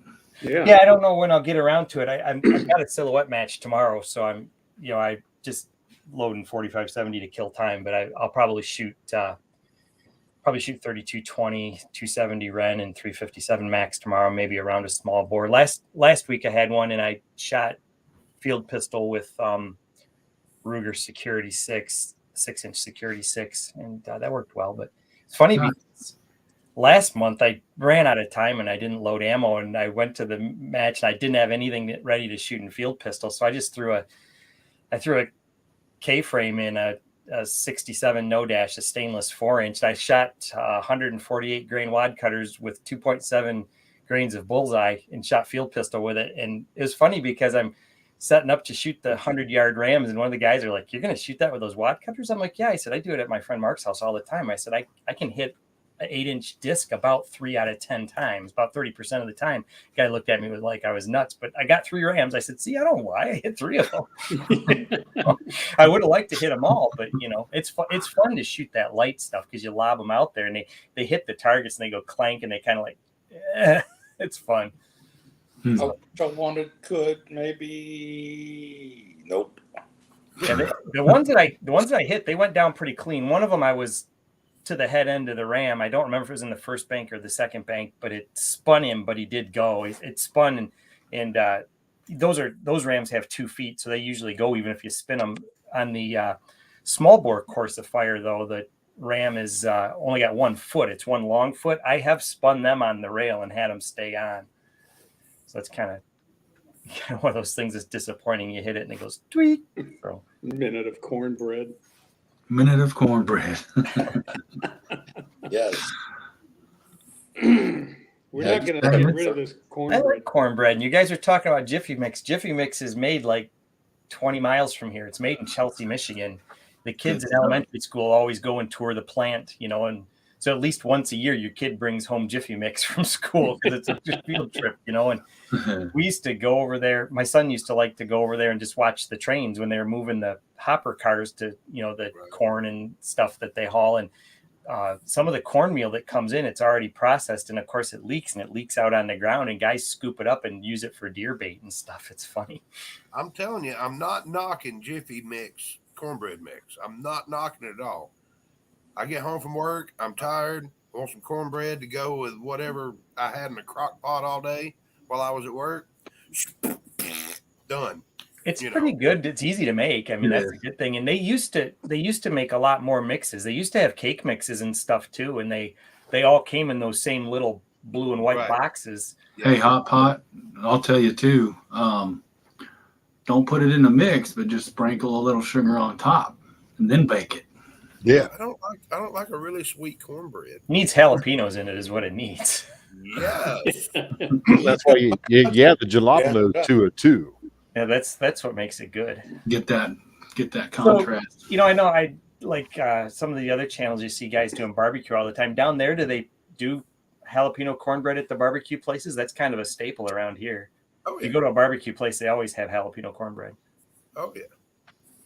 That's the cool thing about this match I'm going to tomorrow. It's in Hastings, Michigan, And there's a smokehouse there called Bunkers, and it's really good. And I go there after the match. Last time I was there, they had I don't what the brewery is. They have an ale that's called Bean Flicker. It's got a coffee flavor to it, and they had it on nitro. And man, was that good! Nitro Bean Flicker that's the bomb. There he is. Hey, it's Jamie. Amy. Everybody straighten up. He's here. Help us, Obi-Wan. You are our only hope. Kyle couldn't get me connected, Jamie. I'm trying to what? Oh, Jamie's muted. I'm sorry, what? I said Kyle couldn't figure out how to do the backstage thing. Everybody had to send him smoke signals to teach him how to do it.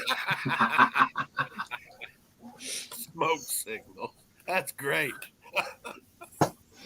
So Jamie, I owe you a video. I've been working on it. I'll get one of the contenders out with a 35 Remington barrel on it and do some with that for you. That'd be cool. I got to be able to breathe before I'm able to watch videos. It's rough around here. So, hey, Kyle, thanks for doing this. Hey, Jamie Curtis, sliding Mom. sideways, going, "What in the wide world of sports is going You on?" guys are always doing that. Yeah, it's Mark. Yeah. And Gene and Walter. How you doing, Walter?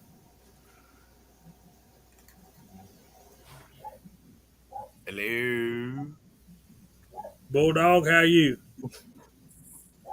There we go. Fabulous. Tim S., the leather chaps are hanging in the closet where they belong when it's 90 degrees. Hear ye, hear ye. Amen. I've got ones that got zip out insulation in them. Oh, I live in Ohio, man. I was about to say, you probably need them up there. I've been at the Christian Motorcyclist State Rally, and I get in here and find out y'all are talking about abominations. Sweet cornbread, every one of you ought to be ashamed of yourselves. Not me, Hey, I was baby. trying to keep it real, Jamie. I was doing my best. But if you use sweet corn to make the cornbread, it's naturally sweet. So, I mean, Yeah, there's that. Yeah, and that little sprinkle of sugar really, really browns the top. it just Really? makes you want a glass of milk. That's all. So, what would be the difference in making sweet cornbread or making cornbread that's not sweet and pouring sorghum all over? It's There you cooler. go. if you do. I don't know. Both of them probably go good with molasses. But when I was a kid, Mom put jelly in my grits just to get me started on them. But nowadays, you don't need it in your grits. So, I've seen people down here put sugar in their grits, and I'm like, yeah. "What are you doing?" And they're like, "Shut up! They're my grits." Right. I'm gonna Just eat call them sugar britches. I'll put Jamie, shrimp we have been wherever I around want. the world in 2 hours. Wow. You're gonna love this replay. I hope so.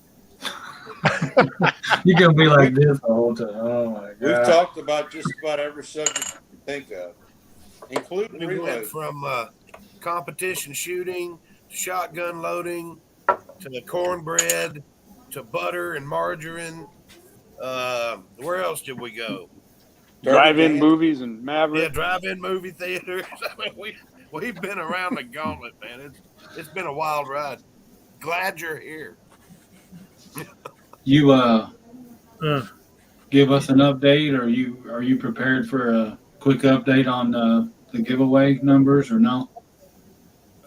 I've got a check at the post office I got to go pick up, but we're at $4,375.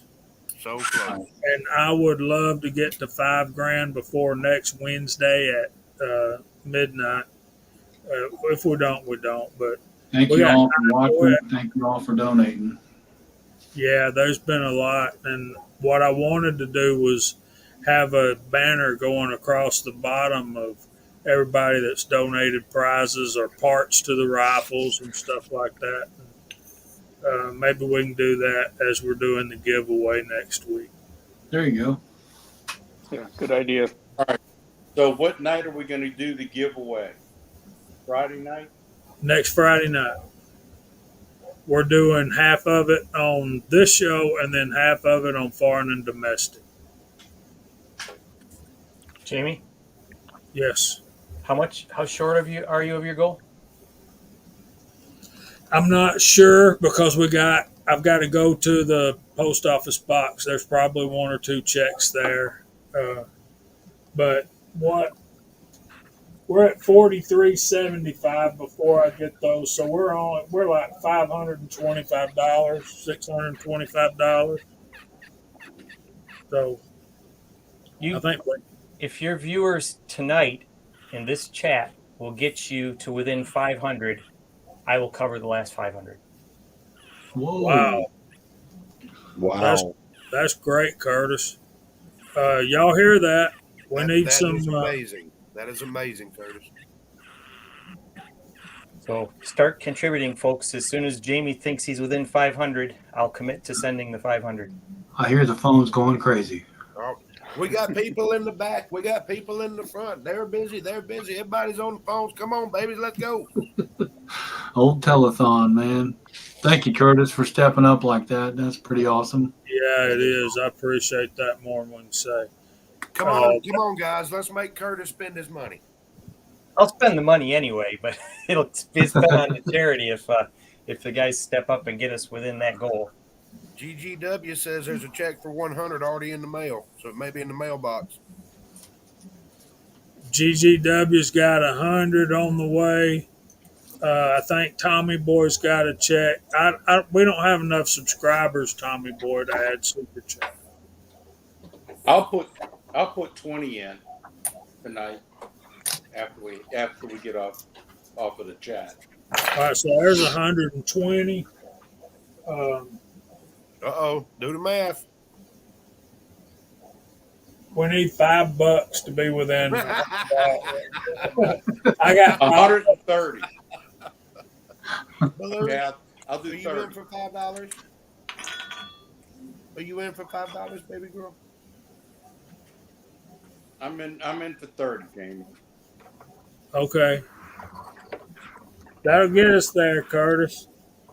Hasbro says he'll drop 40 more. 6-shooter Texan just sent 25 more. Y'all are too cool, man. Nice. That's what I happens, Curtis. trust Jamie. If he tells me we're there, I trust him. I'll cover it. But keep on throwing money anyway. That is Right. that Let's is talk. amazing. Let's talk Monday night. We'll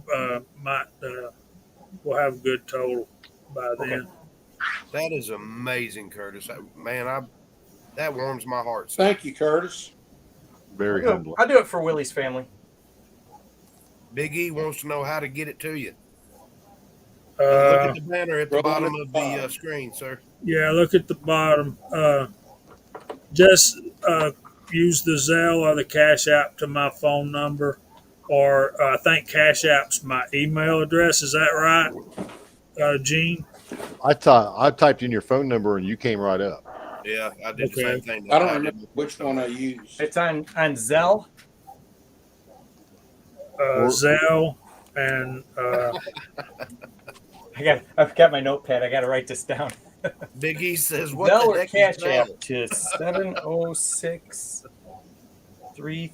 706-331-0417. 0417.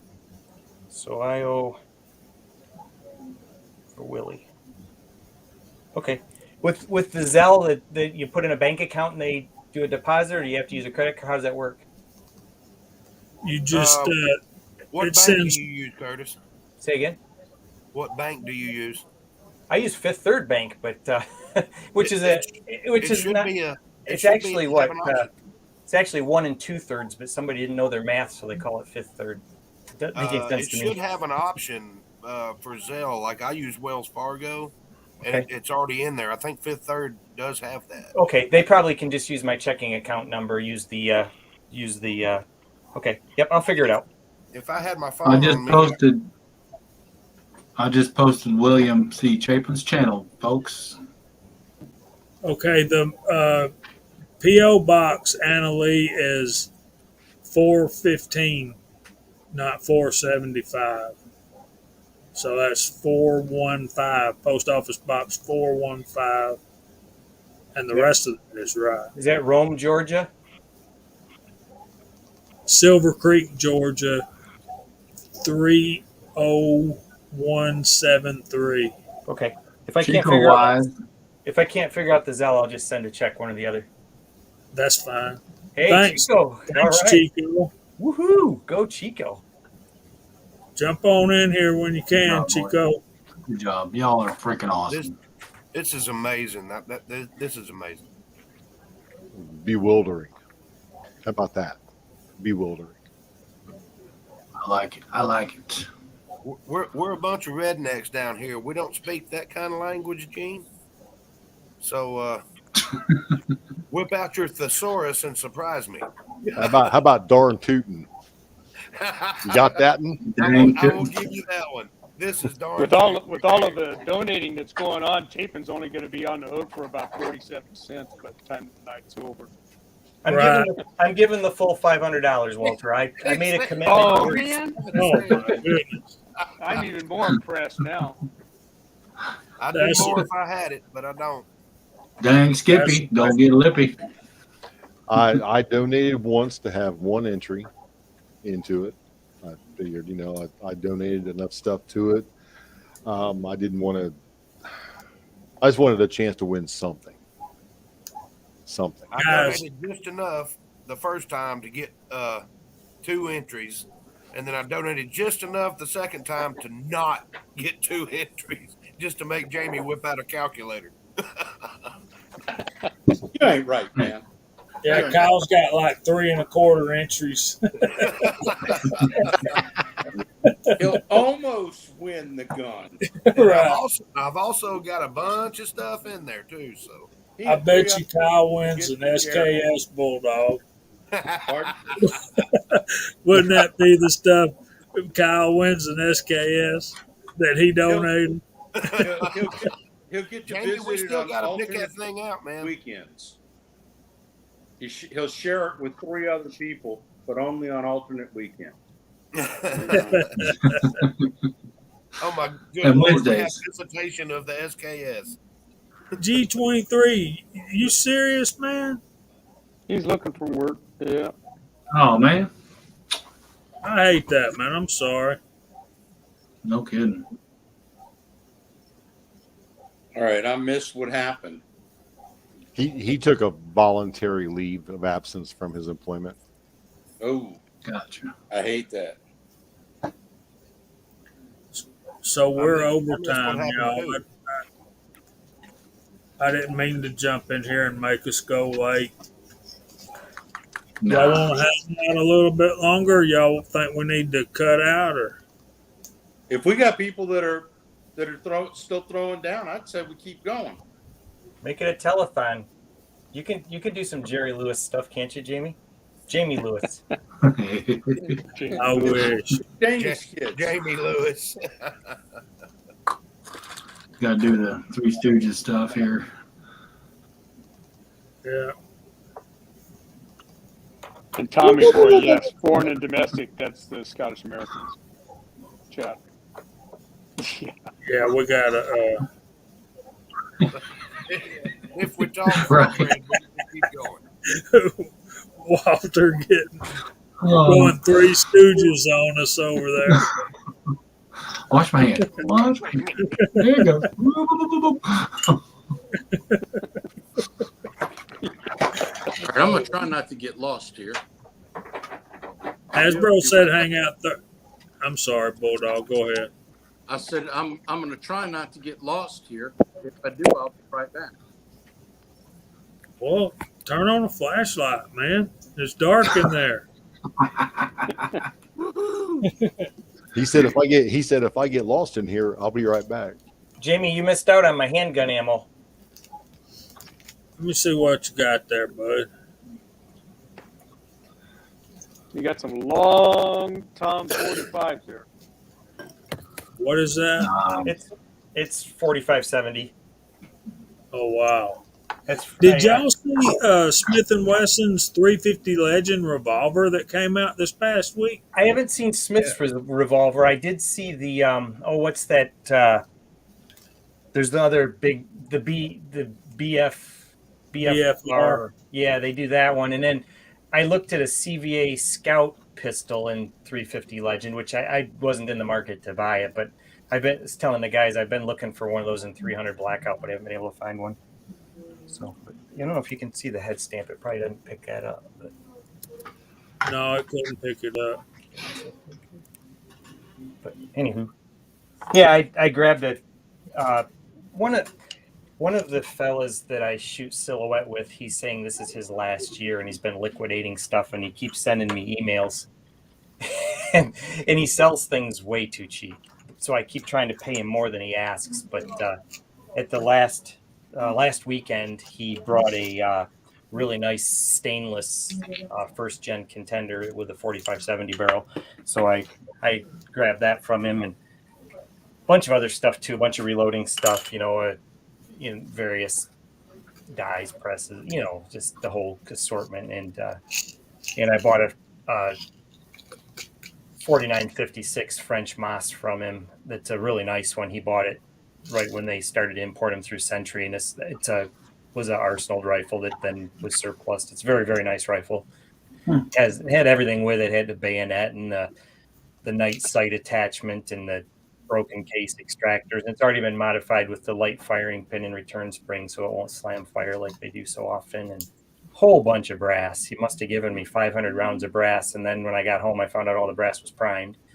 So it's like, that's cool. So I have a friend now. I wasn't on the radar, but he sold it to me for a fraction of what it was worth, just because he didn't feel like marketing it and all that. And I tried to pay him. I offered him triple what he wanted for it, and he says, "Nope, it's going to be this, and you're going to take it." So I said, "Okay."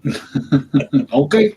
Yes, sir. Yeah, it's a cool rifle. It really is. I hadn't ever really fooled with one. I'd only read about him, and along with it, he had that collector grade firearms. Published a lot of books, like they did Black Rifle and a few others, mostly out of print. They had one that's called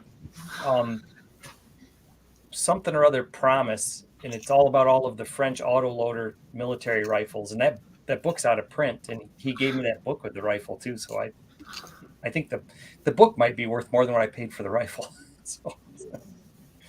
Salmonella, those are the people that always stir in the pot. Ha. I decided I had to find me a copy of Elmer Keith's Hell, I Was There. I don't have that one. I have Six Guns, but I don't have the other one. I want both of them, but I mean the cheapest I found, Hell, I Was There, was like $100. Do you guys remember seeing my friend Rock on the channel? He appears occasionally in videos. He's the tall, dark-haired guy that's got the really cool voice. He's a very, very good handgun shot. He ended up with a Vaquero in 45 Colt, and it was when he couldn't find any components, and so I gave him some. I think I gave him primers. I gave him bullets. I gave him some unique, and I cast and powder coated bullets for him and gave him to him. I think I gave him brass too, but I don't remember. And after I gave him all that stuff, he stopped by the house one day and he says, "Hey, I got something for you." And he says, "I bought two, one for me, one for you." And it was a copy of Six Guns. It was pretty cool. Nice. Yeah, that is cool. Yeah, I thought it was awesome that he did that. It's a reprint, soft cover. It's not, a collectible one, but it's what I would like. I've been reading it. I mean, I like it. It's fun.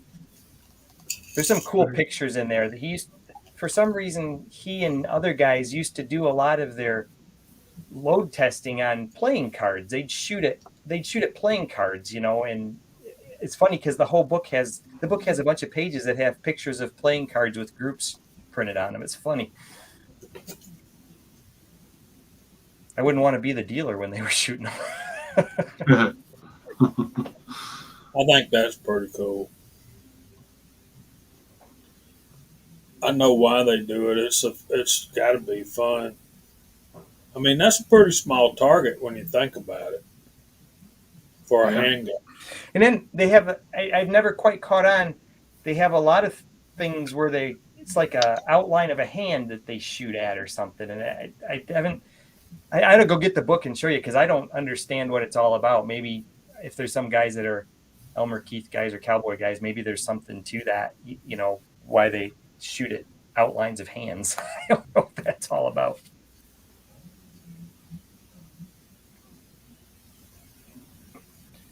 Walks Fletcher says his dad used playing cards for that.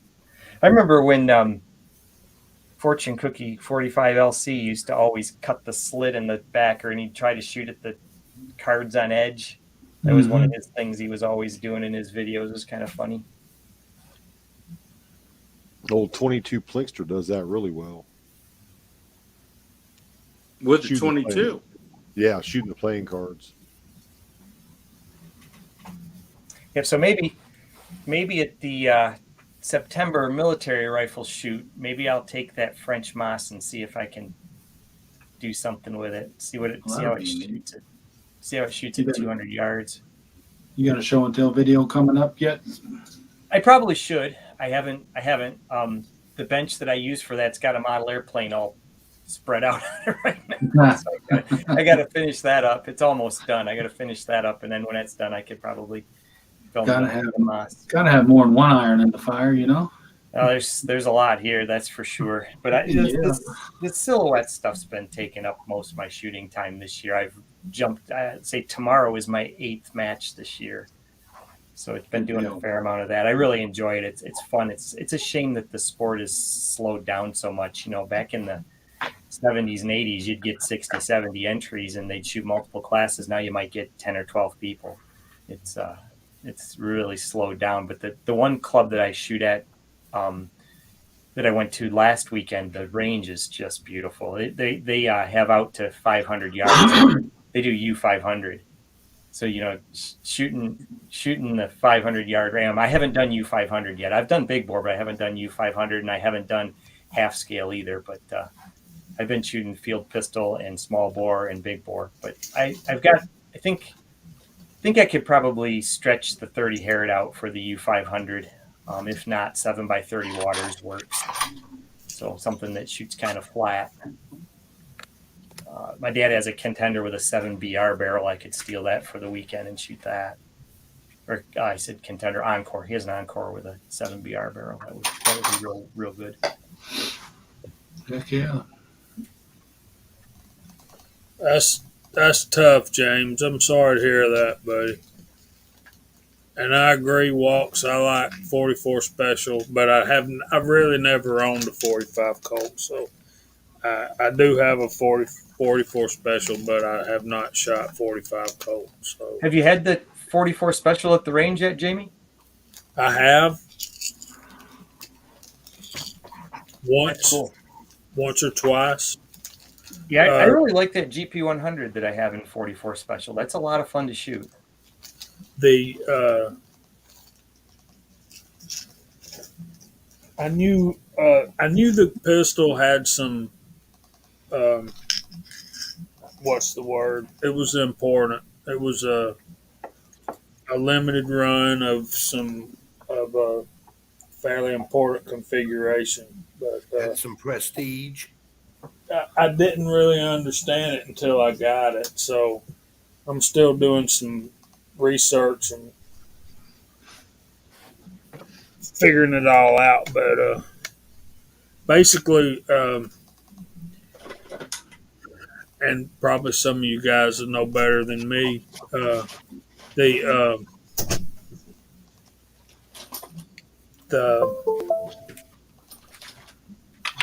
Ruger Blackhawks, when they changed from the old model to the new model, they had different size frames. The old models were more specific to the caliber and that kind of thing. So people were buying up old model 357s and having gunsmiths convert them to 44 Special. Yeah. So then in 2009 and 2010, Ruger made a run for Lipsies, I think, of 1,000 guns per year for those 2 years. and I was able to come up with one of those. So you get the 44 special on the smaller frame. Right. That's cool.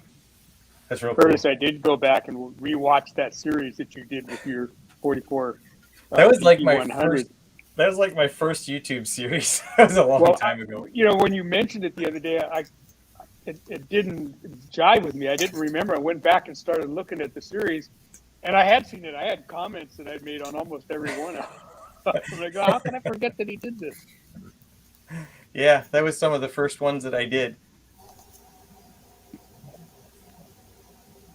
And that's a fun pistol. One of my favorite things with that is it's out at my friend Mark's house, the Mosquito Ranch, and it was in the fall, I think 2 years ago. And one of our other friends that's kind of he's a defense, he teaches the concealed pistol classes and stuff, and he's a gun enthusiast, and he's one of those guys where he's kind of top of the heap as far as he's concerned. So yeah. I had that 44 special there, and I knew, I was shooting the 429 421 with 7.5 grains of unique, and the thing shoots that so well. And Mark had a pumpkin there, and I was at about 10 yards, and I shot the first shot, and it was high and left, and got a little bit of chuckling as it wasn't in the middle. So I shot the second one high and right, and I shot the third one. I put the nose on it, and then I shot the smile, and I only dropped one of the rounds in the smile down about that much, and other than that, it came out just right. And this dude that I was talking about, he's like it's funny because he was razzing me that the first shot was on center. He didn't know what I was doing, and I did the put the smiley face on the pumpkin thing. And with that pistol at 10 yards, it's not really all that hard. Figuring out no aiming point is the hard part, because you get the big round pumpkin and there's no spot where you need to shoot, so you gotta, But that's a fun pistol. It's a revolver, I should say. It's really fun. Yeah, I have two GP100s, but they're both 357s, and then I've got a Super Red Hawk in 44 also, and then Model 29. I like that 429 421 bullet. Yeah, another good one's the RCBS Silhouette bullet. Another good one to shoot. Yep, I have that one too, and I have 3 429 421 Lyman molds. One of them's a 4 cavity, and then I have 2 single I have two cavities and then a 4. And I've never cast with the 2 cavity ones. I've only cast with the 4 cavity. And it makes a good bullet. I do have that RCBS Silhouette bullet that's very similar, and I also have the Ray Thompson bullet that's almost identical with a gas check. I have that one too in the Lyman mold. But I like the Ruger revolvers. I've always been fond of single 6s and security 6s. I have a really nice, very very late police service 6. So it's got the what do they call it, the bolster or the buttress behind the cylinder. The early ones, that's perfectly round on the right side. Then on the later ones, it's scalloped back like on a GP100. I have a police service 6 at the 4-inch. That's the late one. And then I just recently got a 6-inch stainless security 6. I shot silhouette with that last week. And it was one that was in one of these 1979, 1980 police marksmanship packages that came with a 6-inch 357 single 6 and a 6-inch Red Hawk 44, but something happened in the past to the Red Hawk, so I bought just the box and the single 6 at a very reduced price, less than what a regular single 6 is worth, or security 6 is worth. I said single 6, I meant security 6. So I shot that silhouette last, and it's funny because I like my 6-inch GP100 in appearance better. I like the full underlug barrel. I like the way it looks, and I like I've got one of the special editions. It's a non-fluted cylinder, and I really like that. And then I also have that. I forgot about it. I have that GP100 that's the 7-shot. That was the early 7-shot with no space between the rims. I forgot I had that one, but. Shooting wise, I think I like that security 6 better. It balances better because it doesn't have the full lug on the bottom, and it has a full grip frame where a GP100 just has the peg. So I think I like the security 6 better. Yeah, security 6 is a fine pistol. Yeah, I'm really pleased with this one. One of my friends had picked that setup, missing the Red Hawk at some point in time, and he's kind of changing gears on stuff, and he offered it to me, so I grabbed it. And I hadn't even used it. I just grabbed a handful of ammo and went to the silhouette shoot with it, and it shot well. I really liked it. Yeah, Has a police service. Yeah, I think mine's a 4-inch barrel and it's blue. So Walks, yours probably has I don't know what they call that area of the frame on the right side. Rather being the perfectly half sphere the way the early ones were, it probably has the scalloped out area like a GP100 does. It probably looks just like mine, but stainless rather than blue. Yeah, I forgot all about that other GP100, the 7-shot. I forgot about that one. I haven't had that very long. I bought that probably 6 or 8 months ago. How long are we running, Jamie? Just 220. How'd we do on the donations, Jamie? Where'd we end up?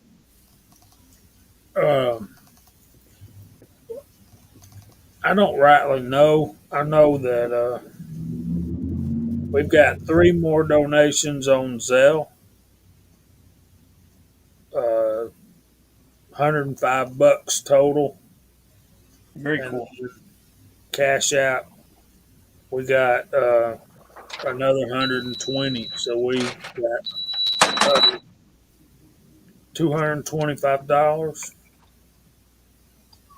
Yeah, $225 plus a check for 100 on the way, and there's a check in the post office box already. So 34. We got 4,500, 4,600. Cool. Nice. So then with mine, you'll be at 51, so you'll be over. Cool. There it is. That's amazing. That's awesome. You guys are wild, man. Thanks, Curtis. Yeah, no problem. So I guess I have to register with this Zelle. Yep, I can do this. I'll do this evening or tomorrow. You can just mail a check, man. That's fine. Do you get charged a service charge for the Zelle, Jamie? No. Okay. What really flipped me out is I went to Walmart to send money to Willie's widow, and they were going to charge me $12 to send her $500. No, it was $1,500. They were going to charge me $12. Turned around, walked out. See, I acted like I couldn't remember my my code, my PIN number.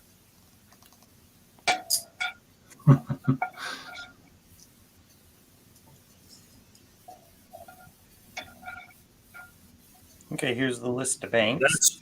That's a profound statement right there, Mr. Dave Thorzak's.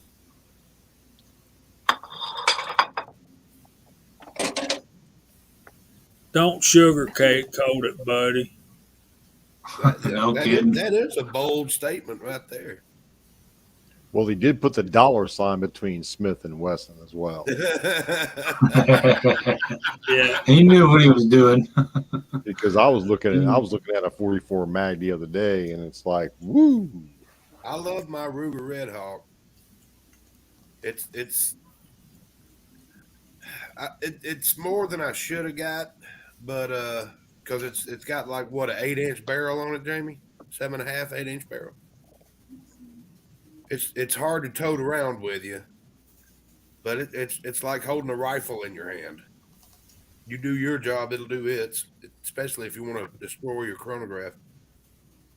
Dave, I recently bought a 25 Smith & Wesson, a Model 25, and it's a -15.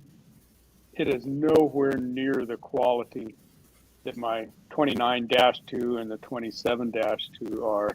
Fit and finish is lacking. The grips don't fit the frame properly. The bluing isn't what it used to be. I was really disappointed when that one came in. Shoots fine. You know, the trigger's not as nice as those older ones were either, but I was looking at a Model 29-10 I guess they're a newer one. Yeah, they've been doing. I could pick it up. Boys, I'm going to bail out. It's that dinging you hear in the background is dinner getting cold. So See you, Walter. I'll Thanks, see you on Bye, the next Walter. one or Wednesday night or whichever one pops up next. I'll see you then. Okay, good night, everybody on the side chat. Good talking with all of you Night. over there, and we'll Hey, see you on Jamie. the next one. Guess Good what? night, Walter. I logged into my mobile banking on Fifth Third Bank, and it's already got a Zelle button. I don't even have to set anything up. I'm all set. I told There you. you I go. thought the third So did. Right. Hey. So, Walter, thank you for coming in and helping, buddy, with me being out and all. I appreciate that very much. So let's see. Send money with Zelle. Get started. I Oh, accept. Lord.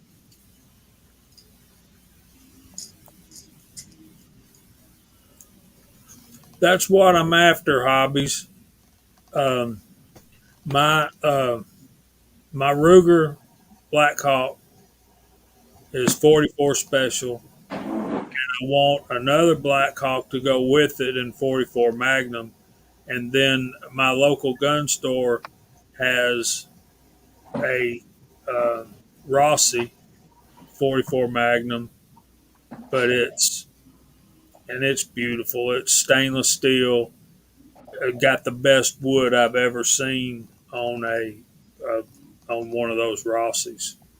I mean, it's beautiful wood. It's a beautiful gun, but they want like $629 for it. And you know, I'm used to paying $450, $500 for a Rossi 92, but everything's more expensive now. So yeah, we'll suck it up. I So- know how much I paid for my Henry 44, and I'm not going to disclose that information on here, but it was a chunk. But, you know, I love that little rifle. I just looked at a Henry 45 long Colt. Local gun stores got two of them in. They got a tactical version and then the lever, the standard traditional Western lever action. Oh, the tactical one with the rails and everything on it? Yeah, black Oh, one. aren't those just cool? Yeah, but I want something to match my revolver, you know? That's why I got a stainless steel Henry 44 mag to match my Ruger.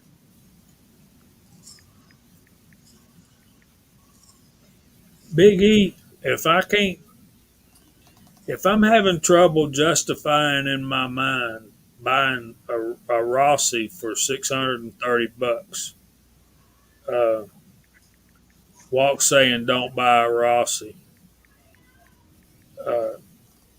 Have y'all seen the price tags on these Ruger Marlins?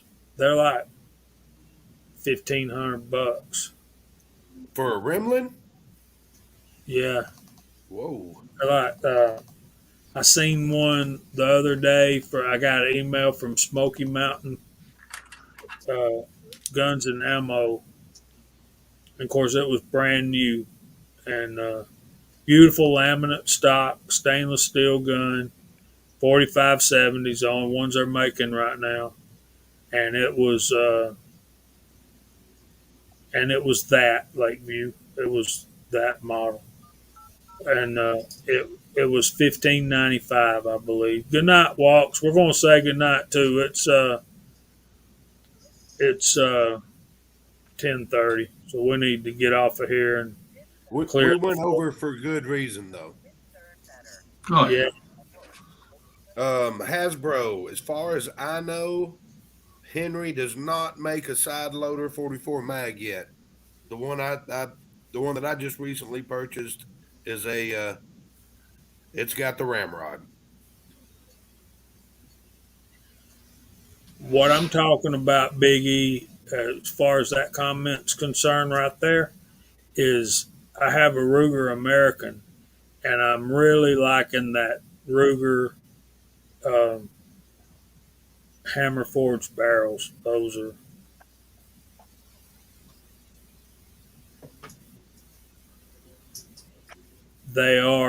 nice guns, but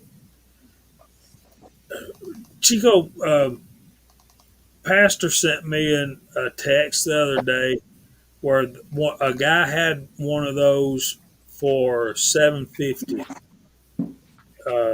for sale, and he'd only shot like a box of shells through it. So Jamie, I did the Zelle thing, but when I tried to do the transfer, it wouldn't do it. I think I have to call them. I think they didn't like that I just set it up and then tried to send the money. So I'll get a hold of them tomorrow or Monday, whenever I can, and get that process through. I just did 3 transactions, but it might be the amount. They may not like the it amount. could be. But one of the transactions, it didn't like it, and I had to go back and redo it.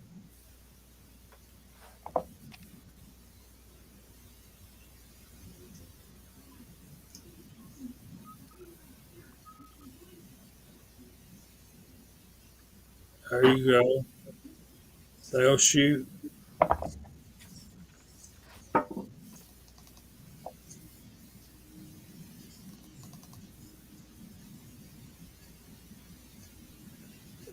That ain't bad, Junkie. That'll do. That'll work.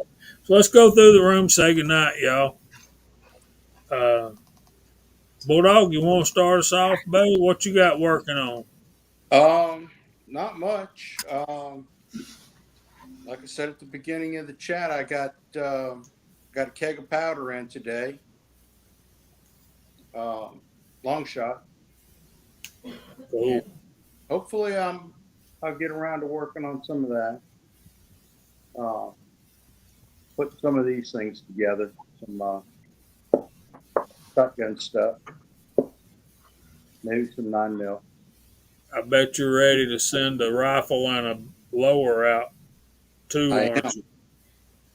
I've been trying to get around and making a video on it, and it just hadn't happened. So I understand, brother. So Life sorry. gets in the way of our plans sometimes. Yeah. We make our plans, the Lord chuckles. Yeah, he did some laughing at me this week. Well, that's when we Okay. try to execute our plans without seeking His guidance first, right? That's it. Look, nobody was shooting at me so far today. Nobody tried to blow me up. Praise to Him. Been a good day. Amen. Nope. That away. Thanks, guys, for being here tonight. Thanks for having me. Good to see you, William. Thanks for popping in. Always good to see you. Hot Pot, Kyle, Jamie, glad you could make it. Going to continue working on this 7mm 08 for a friend of mine. So that's about all I got going. And looking forward to next week's chat. It's going to be freaking awesome. So It's going to be so fun. yeah, we'll pass it over there to Chapin and let him say goodbye. Thanks for coaching Kyle through getting me from the back room to the front room. he was struggling. I'm glad I could stop by for a bit. I said silhouette shoot tomorrow, and probably some rifle shooting next week if everything goes right. Maybe I'll try to get that French monstrosity out to the military to shoot and see if I can get anything on the paper with it. And Yeah, I think it'll shoot. It's a lot like a 308. The cartridge is very similar to 308. It's like any of the other military 30s of the day. It looks pretty simple. So we'll get that for a run and do that. And I got a few other things. A lot of guys have been asking about some of the other stuff. I do have a couple more 77s that people wanted to see, and got a couple train videos I need to get on the channel too. I did a trip to the East Coast, and I don't know if anybody talked about it, but I met up with Julio and CW out in Connecticut. My younger sister got married, and I went out for the wedding, so we all met up at a gun shop that one of CW's friendly with the guy that owns it, and we bought some trinkets there. They actually had a 26-inch left-handed 1100 barrel to go with my son's 1100 competition trap. He's just got the long trap barrel, and he wanted to shoot some wobble trap with it. And I actually had a 26-inch left-handed 1100 barrel. And he only charged me $100 for it, and it's in great shape. I was very pleased with that, and grabbed some other things and got to visit with CW and Julio, and it was a great time. And then I on my trip, I did some train watching because I just like trains. They're cool. So I went to Horseshoe Curve and did that, and I went to the Rockville Bridge across the Susquehanna in Harrisburg and watched trains there and shot some video. So it was a lot of fun. It was a good trip. I drove past Penn State and State College and plugged my nose on the way by. But Penn State Stadium, when you come down the highway, is so cool because you crest this hill and you're like almost looking in the stadium, and it's right there. And it's really neat how it's right in view there. And Happy Valley is pretty cool. So I thought about trying to find Brokeloader. I know he's in Pennsylvania somewhere, and I was just backroading it through Pennsylvania and hitting gun shops and this and that and the other. I bought a couple of classic scopes and stuff that I found out in the middle of nowhere. So it was a good trip, and so I'll probably show a few things from that trip, perhaps.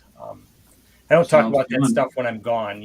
I don't broadcast when I'm on the road. My son was home, and everything was cool at the house and all that, but I still don't like to broadcast too much when I'm out and about. But Harrisburg, Mark Thomas is in Harrisburg? Really? I was there in, what is it, St. Mary that's just north of Harrisburg where you go through the little tunnel and you get out to the bridge. I drove through there and I videoed up and down the bridge and watched trains for a while and had a merry old time. So it was great. But hey, thanks for sending me the link, Mark and Kyle, and hello to everybody out there and goodbye to everybody out there. Like Mig says, hello, goodbye.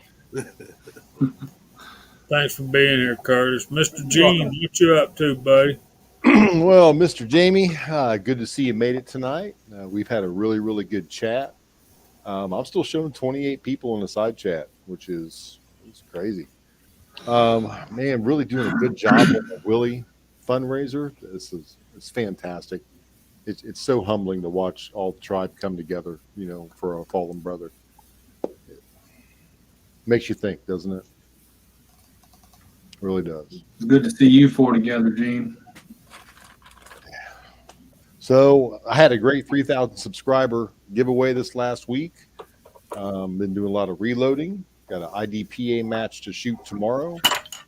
And man, I'm just trying to get along and live, love, laugh, and reload. I love that.